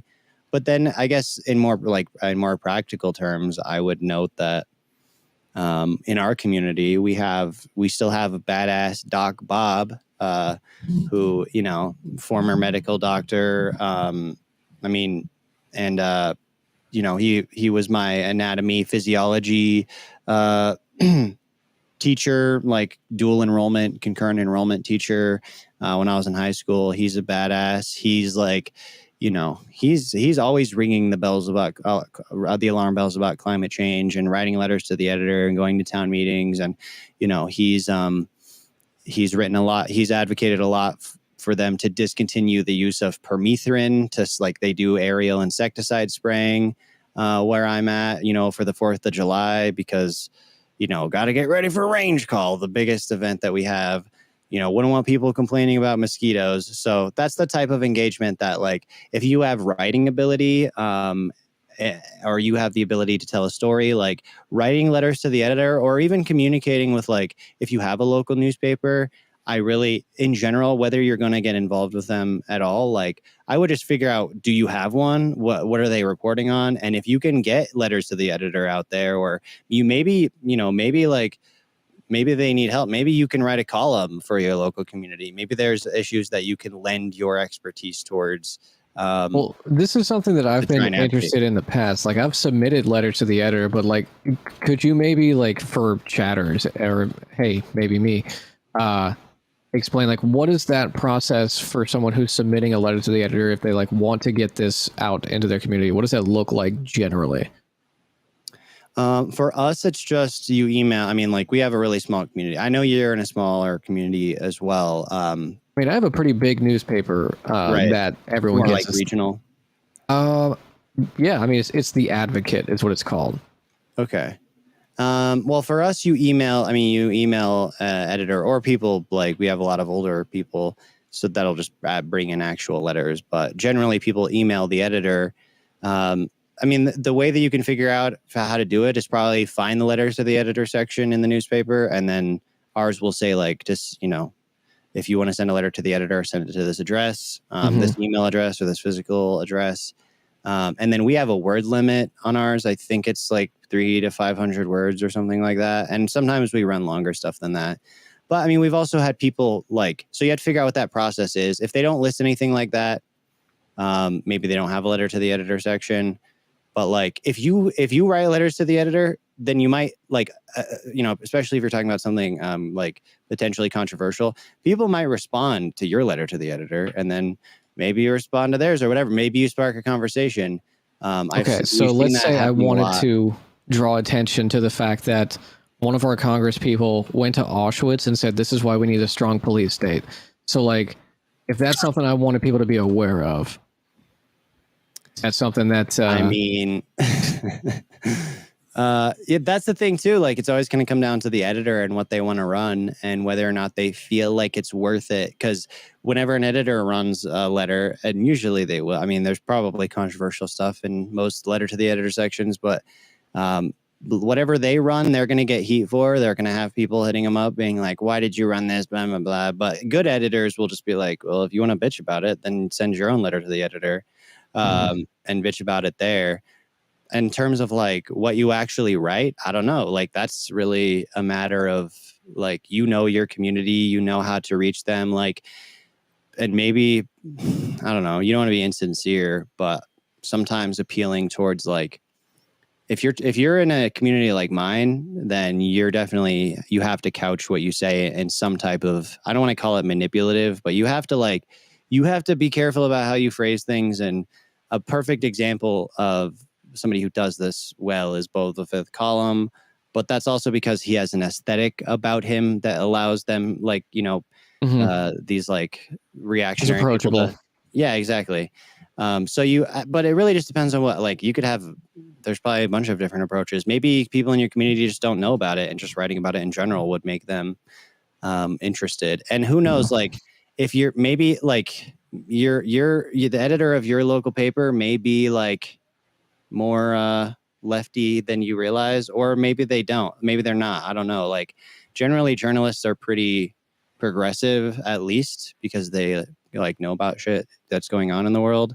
But maybe they would allow you to write under a pen name even. That's potentially, like, a lot of we've let people run editors before that weren't their actual name. So, and that goes all the way back to the tradition of old Benjamin Franklin writing. I can't remember what letters to the editor he wrote, or not letters to the editor, but he wrote under like a pen name. Maybe they were letters to the editor. I don't actually remember. Something along those lines. Sure. So yeah, that could be another way to like anonymize it or whatever. If you want to be able to write future letters to the editor without them being like, oh yeah, this is that Antifa guy. Yeah. I don't know, people in my area might hear that article title and be like, oh damn, that's kind of cool. Right. Yeah. So then, like, I mean, almost kind of the inverse of that. Like, how much do you write on national issues, Levelhead? Not super often. I mean, it has to have a local connection. Like, it has to have a news hook, is what the term. It has to, like, is something happening in our community, and we're going to report on it, and we're going to talk about how it's affecting our local community. The opinion section of the paper has more national issues, but I'm always excited when I have the opportunity to like cross those, right? Like to be able to report on something that is local, but is also like a larger national story. Obviously inflation is like one that I could probably do, the labor market. And then like, again, yeah, renewable energy. There's always going to, like, I guess I have to figure out ways to write about national issues, but, and then I guess I do like I've interviewed Lauren Boebert before, back when she was running for office. I interviewed Was it a phoner? The first one was in person at Shooter's Grill. That's awesome. She was way less, Stripe smell. she was way less like put together at that time. Her campaign manager was still Sharona Bishop, who's like well-known QAnon lady. Yeah. And then as soon as she won, she became very more like closed off, and she did phone interview after that, and she became very like, you know, I don't know. The GOP was kind of like, the GOP I think came in and was like, here's a bunch of money, and also don't fuck this up. After she beat Scott Tipton. So I don't remember trying her best. Yeah, so sometimes I interview national candidates. I'll probably try and interview Lauren Boebert again this like election season, but so far, ever since she got elected, she's been impossible to reach, at least for local journalists. She'll talk to the fucking Daily Wire or she'll go on Steve Bannon's podcast. OAN, yeah. She'll do all that. She'll do that round. But like local journalists all know that you don't really. Good luck getting her. I'm sure her opponent will talk to me. So I'm gonna try and use that as leverage to be like, Adam Frisch. Adam Frisch. I interviewed Adam Frisch. Let's go, Lauren Boebert.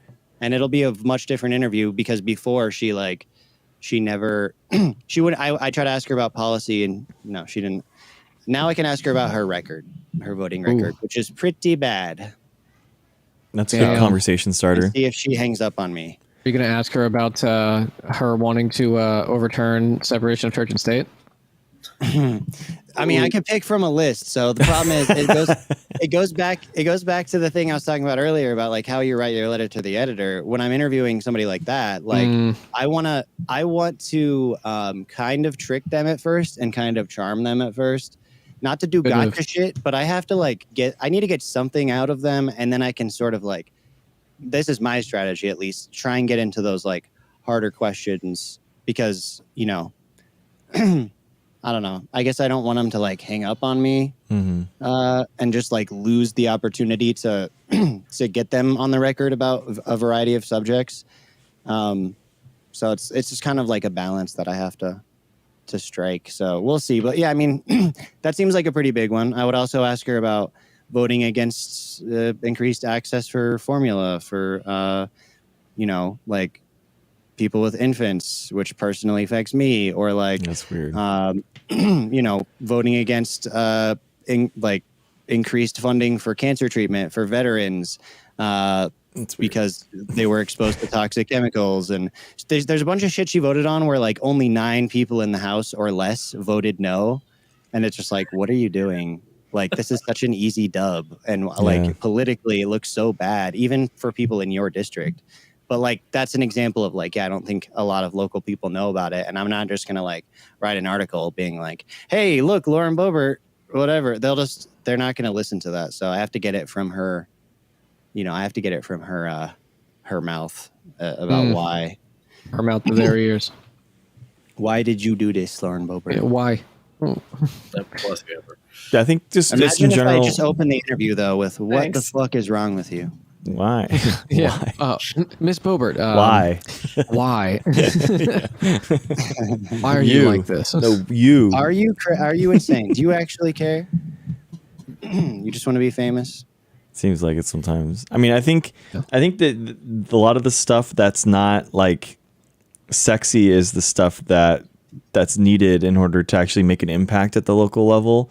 A lot of the just like showing up, like you were talking about, just showing up to the city hall meetings and just the nonprofit that I'm volunteering at, like just showing up, man, just talking to them and just being there is like, you'd be surprised how few people actually go and do it. So just being in the room and having your voice heard multiple times, a month or whatever, however often it meets, it's like that in and of itself is a win. And even cities cities now have climate action plans. It's not just like and not just a U.S. national or an international thing like the IPCC. Like even cities have to start dealing with this stuff and think about what the future lies ahead. And a lot of their city-based politics is not political. At least in my city, you're not allowed to even declare a political party. You can kind of figure out who's who, but it's kind of refreshing, to be honest with you, like talking to people where you're not like stooped and everything isn't steeped in this like who's going to win, the Democrats or the Republicans. There's just like an issue, like we need to figure out what's going on and we need to try to fix this issue. So your voice is has a big impact at the local level, and you can get involved with committees, and you can and these are places that you can get involved with, or even just emailing your city council member and being like, hey, what's up? I'm really interested in this. I want to get involved here. What do you think? Yeah, maybe if you show up to try and sign up for a board or something, they'll be less likely to appoint QAnon anti-vaxxers to the Board of Health. Maybe they'll appoint you, although I don't think that anything would have changed in our community, but it's just, yeah, and like you can get on boards and stuff. And that's the other service that like, that's the whole point of the newspaper too, is like, I have to sit through the boring ass meetings. So ideally you could read, or the people in my community can read the newspaper, see that I covered the county meeting, see like, here's everything they did. And that way, what, like, do I need to show up to the county commissioners next week to tell them to not do some stupid shit? Or at least do my own public comment. Like, you don't necessarily always have to be there, but that's also the importance of like having a local press, is so that they can do that groundwork for you. So you don't have to be at every meeting, which isn't possible. Even listening to it, like, what are you going to do? Listen to a 3-hour meeting every week? I'm sure you all have so much time. Well, so like, I think that like what you just said and what Greg just said kind of goes back to like writing a letter to the editor, or almost kind of like manufacturing consent in reverse, like from the ground up, because like just knowing you, like as a person who writes and I guess in some way it like helps run an actual outlet, like to me that almost makes me want to almost like moonlight on the side, like for the outlet to like fact check, science related stuff, or like Greg, for example, if you're running something about renewable energy or something, to like, write a letter to the editor to be like, hey, did you like vet this with a scientist? Did you talk to like the authors of a study that you're like writing a story about, or something like that? Like actually roping some of us in to those, local arenas. I think simply because a lot of scientists need to be roped in, number one, but number two, like you just said, LEVLHEAD, like scientists are busy, like they spend their working days in labs, and sometimes they work overtime in labs because they're nerds or because they have to, but like it's not a thing that occurs to them. So it almost feels like if their input's wanted, you will never get a scientist who will ever stop talking. Like they're nerds, they will never shut the fuck up about what they do, which is cool and awesome. But at the same time, it's like, I want to take that energy and put it into a place where it can actually do some good, instead of annoying me in my own laboratory because I need to do my experiments with other people. Leave me the fuck alone. Yeah. So And slap them upside the head Relatable. with your credentials. Like, listen to me. It is. Climate change is real. I mean, once you show up, like having a new face in the room, that people like usually like enjoy that. You know, it's like okay, this is cool. Something you know? interesting. Finally. Yeah, people are like, oh, Yeah. thanks. I'm usually the youngest person by like 30 years, like for like legitimately. But like, yeah, dude, I think that there is a huge need. There's a huge need to connect like universities and places of research to their local city hall. Like that's honestly one of my goals in like my life is to do a nonprofit that does exactly this. Basically, like, hey, you need things to research, and the city needs grant money, and they need to say that they're reaching out. It's actually like a really symbiotic relationship where, you know, you get science-based policies passed, you get things, you get money from the federal government because you're passing actually like science-based policies, and I think it just makes a lot of sense. It's just that connection isn't there, and they're not really kind of like, they don't have anyone that's kind of like as a I don't know, as a person that can come back and forth to be like, hey, this is someone's actually studying this exact same problem, for example, that you can actually improve this in your city. Sorry, my kids are screaming. No, you're good. Yeah, so I guess bad like time. level head, like when you're going through your editorial process, like you obviously have that urge to like talk to experts relative to the subject that you're writing about. Like how would we convince other journalists to like actually do that? Because I read so much deranged stuff. COVID as an example, like literally, there's an article in like the LA Times, which is a massive outlet, and I don't think this was even in the opinion section. Maybe I'm wrong, but like somebody literally wrote an article that's like, hey, you should actually go get COVID and hope you get brain fog because reality sucks so bad. You're gonna want the brain fog so you don't remember what reality is. Is COVID like, fog helping your anxiety? Yeah, I mean, he was saw that. saying prescribe COVID is like an antidepressant because reality fucking sucks. It's like, what? What does that take? There's definitely a lot of blurring of what is opinion and what's not. Because like, I think that the internet display of like news websites has a lot to do with this. But if you just go to a website and it looks like a news website and it looks like an article, like we clearly delineate what's opinion on our website, and most actual newspapers will do that. But there's plenty of websites that look like a newspaper's website, and it's just full of articles that are like maybe their opinion, maybe that like They just link to other. They like opinion. They link to other articles. It's weird. They don't do any original reporting whatsoever. It's really weird. Yeah, there is also that, like people like people who I can't remember the term now. Not compilation, but news aggregate websites, which isn't necessarily like a bad thing all the time, but you know, I don't know. I like generally we wouldn't run anything that isn't factual in the news section of the paper. I guess like if I was reporting on something where we were getting different people's opinions, then yeah, I don't know. Like every journalist or reporter that I know personally would definitely try to get an expert source on any story that they did, or they would look for literature that, you know, they could hopefully at least try to parse through to use as a resource if they couldn't like find somebody local or regionally that they would want to interview as their expert.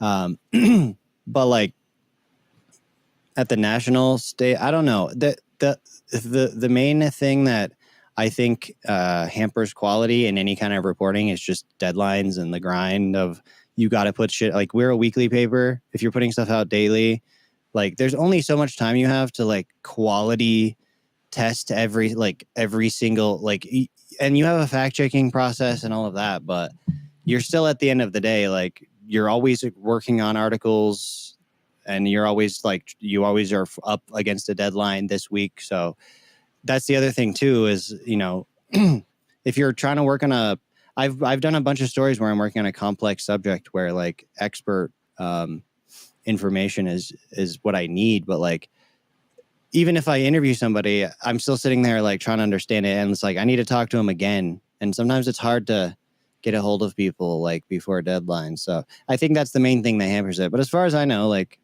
the journalists that I actually know personally are usually pretty good about that stuff. There's a lot of hacks out there, a lot of them. So yeah, I'm noticing that is Michael fucking Tracy. yeah, he's a pretty big one. I mean, like, okay, there's also like a type of journalism that is just like going to protests or whatever. Like to some extent, just like live streaming at a protest is journalism too. Like you're just capturing that raw reporting. Like you're not necessarily doing anything necessarily like nuanced, but when people like Michael Tracy or what the fuck is his name, Tim Pool, like ever call themselves journalists, that's just, to me, that's like the biggest disgrace.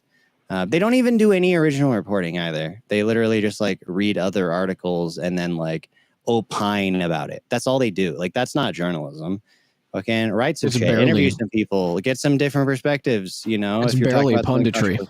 Yeah, exactly. So just never let people. I don't know. I mean, it should be obvious to most people, but it's just a personal frustration. Yeah. All right, let's check in on time because I think we're hitting the 2 hour mark. Really? 2.5. I guess we started around 6:30. So yeah, we were, I think, at total time 2.5, but as far as like the conversation, 2 hours. So how are we doing on time, everybody? I think I'm pretty good. Yeah, good. Yeah. But Andrew, you have anything else to talk about? Oh, good.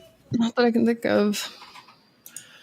So maybe, Grummo, kind of like what we discussed, chat, if y'all have any questions either for anybody on the panel or for Levelhead specifically about anything we've talked about, we could probably maybe just kind of wrap things up in maybe the last 5-10 minutes. If chat has any questions, then we can throw them at whoever. Yeah, I mean, Valpo said the thing about investigative journalists, and that's definitely true. Like, there's just like if you have to basically make an upfront investment if you want to have investigative journalism. You have to pay somebody to just be like working on something for weeks, because investigative journalism is exhaustive. And again, like if you watch any of my recent VODs, like if you look around in them, I mean, I may, speaking of ADHD earlier, I get pretty distracted sometimes, not going to lie, but it just takes a long time. Like it takes, and to do like a really impactful investigative piece, which is what we definitely need for sure, then like, since it takes so much time, there's not a lot of resources for that, because most of the money now is generated via clicks and like generating clicks and Facebook and all of these other places where people get their news. Obviously those algorithms are designed to keep people angry because that's what keeps them on longest. So the content that gets the most engagement is the angry shit. But I mean, our Facebook does pretty well with like just posting, local, like happy articles and stories too. So I guess we have that, but yeah, the business model is screwed up, and that's what manufacturing consent is all about. Noam Chomsky's manufacturing consent is just about how like the business model of news does not incentivize like hard hitting journalism or even local journalism now anymore. It's all the same like national culture war bullshit. Like that's where you can really make the money. Otherwise, if you want to be like our newspaper, we're just trying to like not die. We're like that's our primary goal. Even though people do accuse us of like you're just in it for the money because we quote them sounding like an idiot by directly quoting them about whatever various article, and then we're just in it for the money. Okay. If we were in it for the money, fucking, you would know. Things would probably sound a lot different. Yeah, like Kumsative's like, how do you get your first piece written and for who? Like I a good idea is just to email people. Like I would email editors, that kind of stuff. I emailed personally. Like I wanted to try to kind of give a scientific based approach to a water bill, and because that had like $400 million in money that would be for water conservation programs and habitat rehabilitation.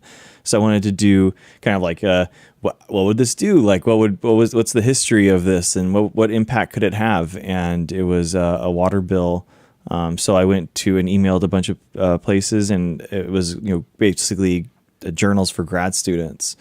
So they said that they would run the story, and then I basically I gave them kind of like an abstract that's like, this is what I want to do, and then they said they greenlit it, and then I got it peer reviewed, and they were like, this is awful, we're never gonna run this, and I'm like, okay, so I'm gonna rewrite the entire thing in 2 weeks, and I will get it right back to you. So I rewrote it, and technical term is like a policy analysis. Is what they basically deal like a politician will give a scientist like, hey, I need to understand this idea in order to vote on it. And you read 100 pages and then write 10 pages and then they read one sentence. So it's just kind of like a review. 300 words, you know what I mean? Yeah. Like you're trying to like plant a seed potentially, but like don't expect to like, yeah. And that's the hardest part, because I have to cut down what I do too. And that's the hardest part of writing the stories I write, is like, I could gather all this information. How do I fit this into 1,000 words if I'm lucky? But usually it's 700 or less. Yeah. So, it's the opposite of that. It's the opposite of that mentality of like, oh, I just need to hit the 5-page limit and then I'll figure it out afterwards kind of thing. Like I spend like 90% of my writing at the outline stage, trying to just prune every word.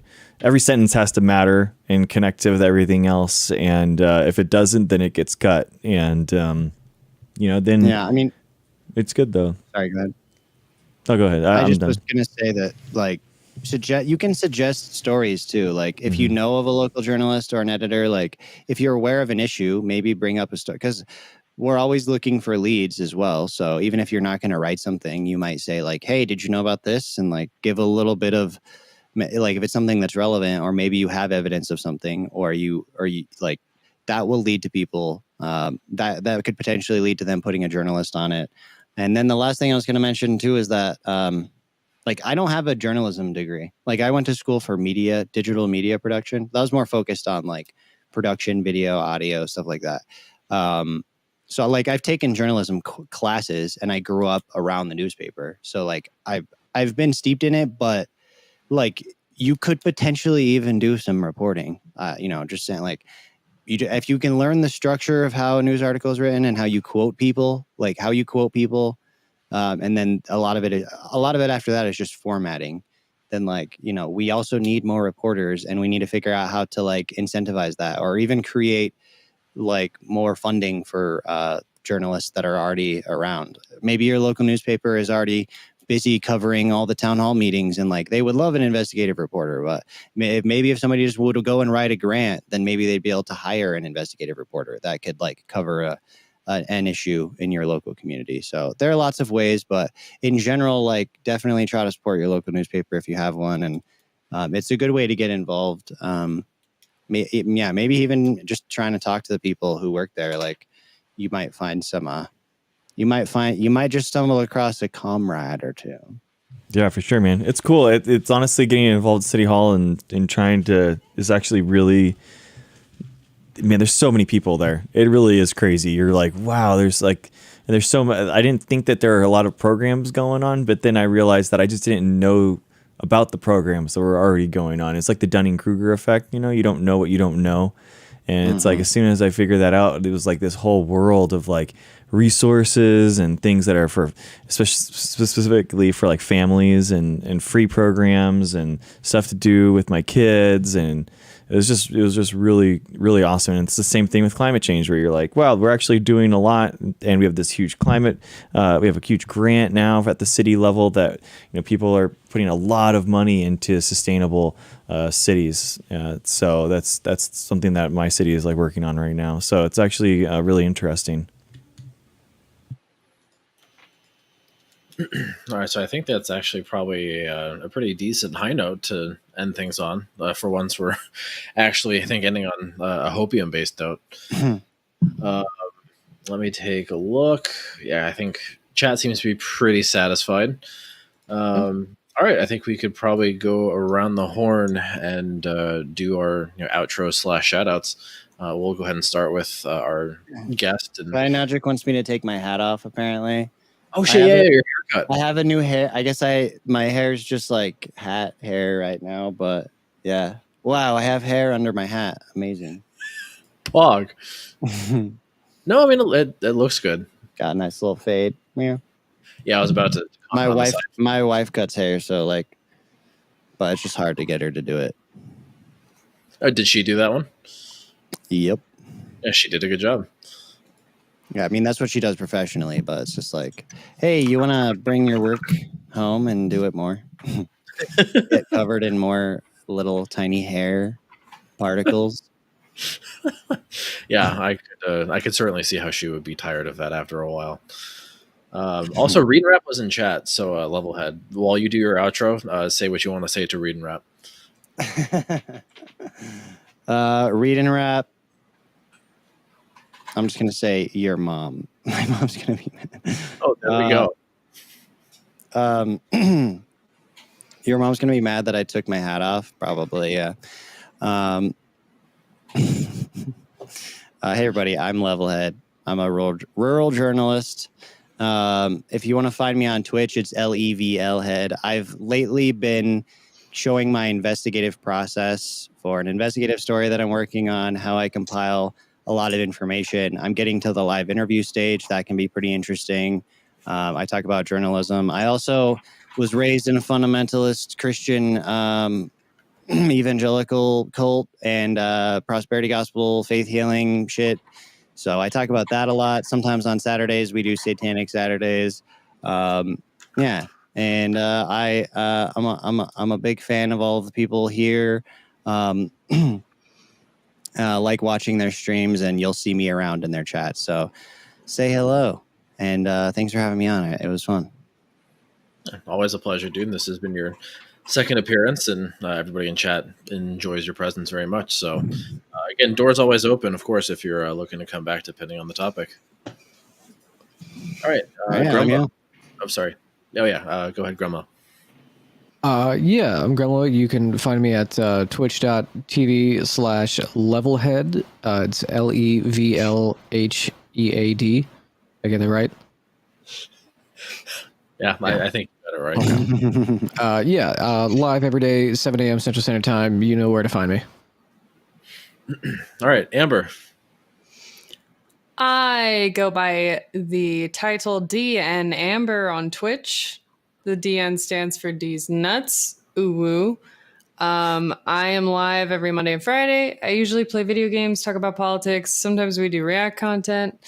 Tomorrow we're playing a super uwu kawaii game about being an e-girl streamer, which is going to be hilariously meta. But yeah. Caramel dancing now, Grandma, because you did that. I don't know what you're talking about. It's called a Needy Streamer Overload. I can't wait. All right, then. I'm going to see what this is off screen. I feel so it's called appropriate. out. It's TOS. Oh, okay. If it's TOS friendly, fair It enough. gets streamed. It's fine. Okay. Fair. One of the first Twitch channels I ever had, I got clapped for playing Honeycam Studio. Oh my god, I actually have that game. It's actually my fun. love for management games goes so deep that I bought Honeycam Studio. Did you get number 3? That's saying a lot. No, I just got one and then kind of went back to a different game. How many Twitch channels have you had? My original one, and then I created a new one when I wanted to actually start streaming again, which is my main one, and then I have this alt one for when I play video games. Okay, nice. I was just curious. Right. Greg, last but not least. I have a YouTube channel called The Peer Review. You can go to it at thepeer.review.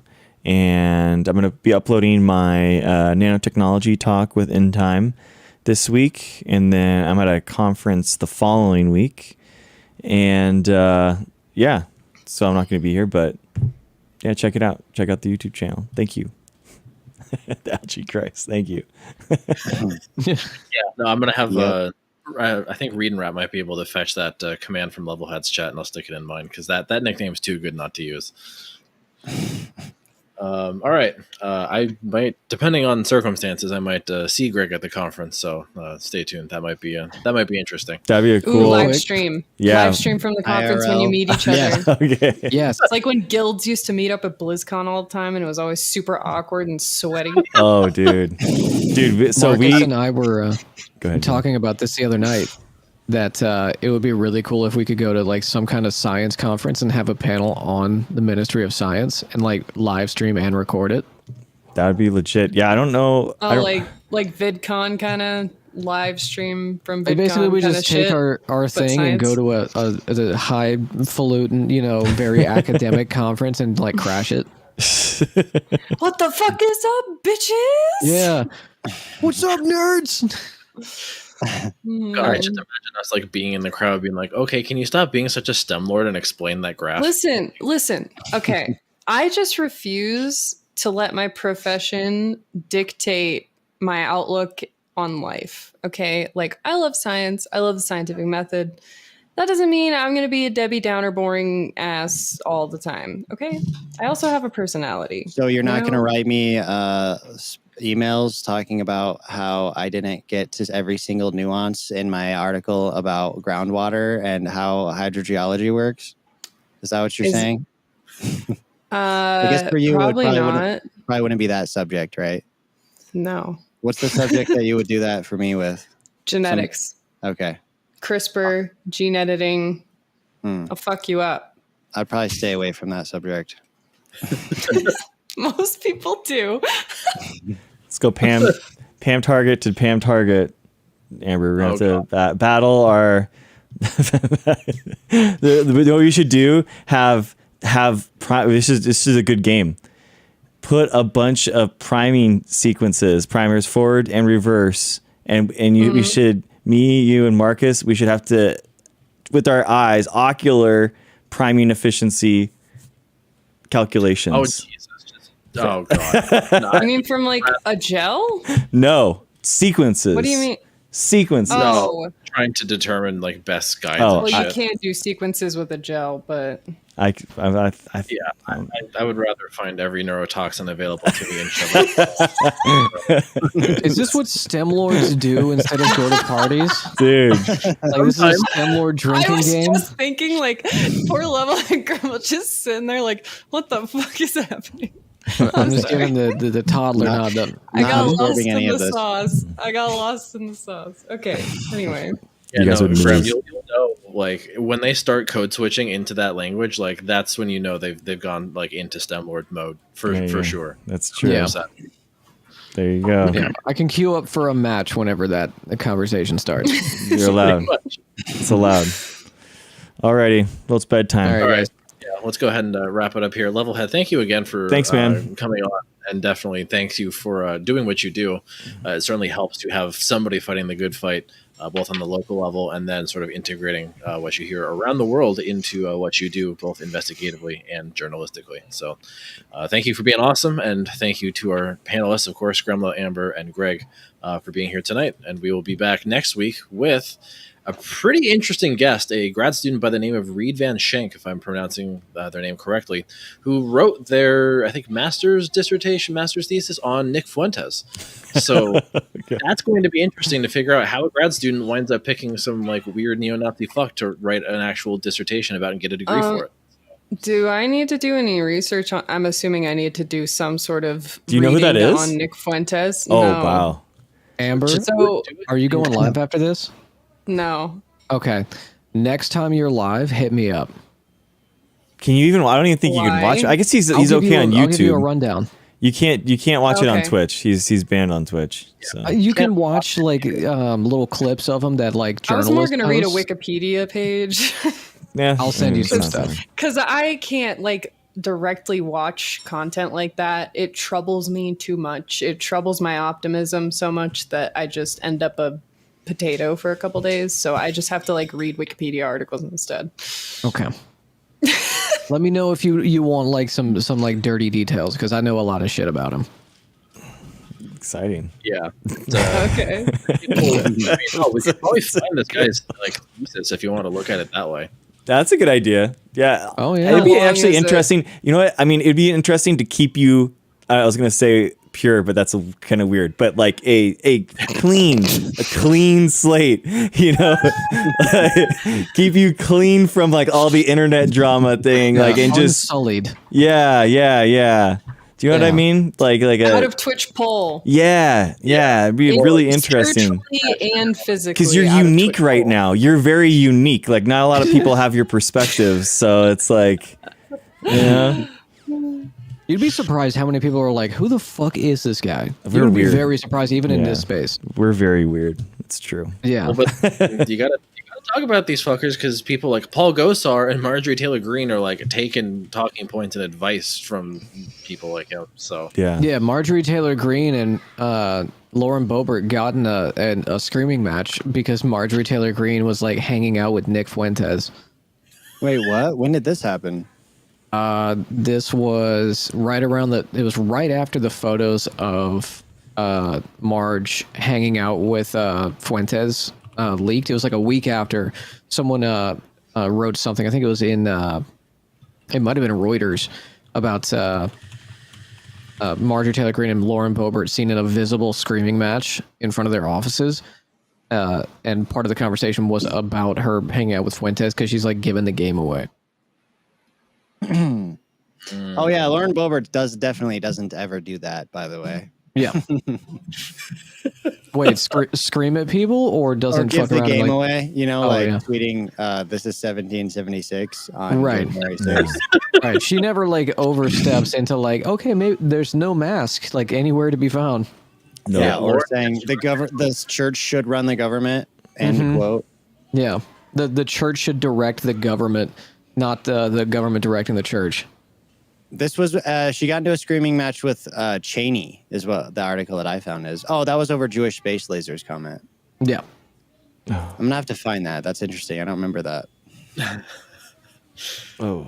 all right, yeah, we have our work cut out for our research next week as far as catching up on who the fuck Nick Fuentes is. Yeah. We'll clue you in. I don't know. Oh man, I can't wait for you guys to Oh, hear about the God. Catboy arc. Yes, the Catboy arc is spicy. We literally have to ask an academic who did a thesis about the subject of their thesis and Catboys. You know that's the stuff they left out, but like, or maybe like couched in flowery languages, like the puritanical elements of like incel culture are often rife with hypocrisy. Yeah, exactly. Judging by course they Google are. searches and his phone tab opening while he was live streaming his phone, one I mean, could hell, tell. or doing a being on a live stream with a Catboy content creator on a date with him. Oh man. There's a whole lot of other salacious content as far as it's concerned. I don't But we'll save all that for next week because that's Yeah. going to be a very interesting line of questioning. To be continued. Yeah, I'm so excited. I hope nobody does the All right. masters on me. That'd be See weird. y'all later. All Thanks right. again for having me. It Adios. was fun. Cheers. Bye, everyone. All right. We did it. Thanks for being here. Thanks for watching. Hey, Titan. That's going to be a very interesting thing next week. So like I said, yeah, I got my next week's going to be my last week and then I'm going to take a week off to go to the conference and should be fun. So I appreciate you watching. And check out the videos that are going to come out soon. All right. Thanks for watching.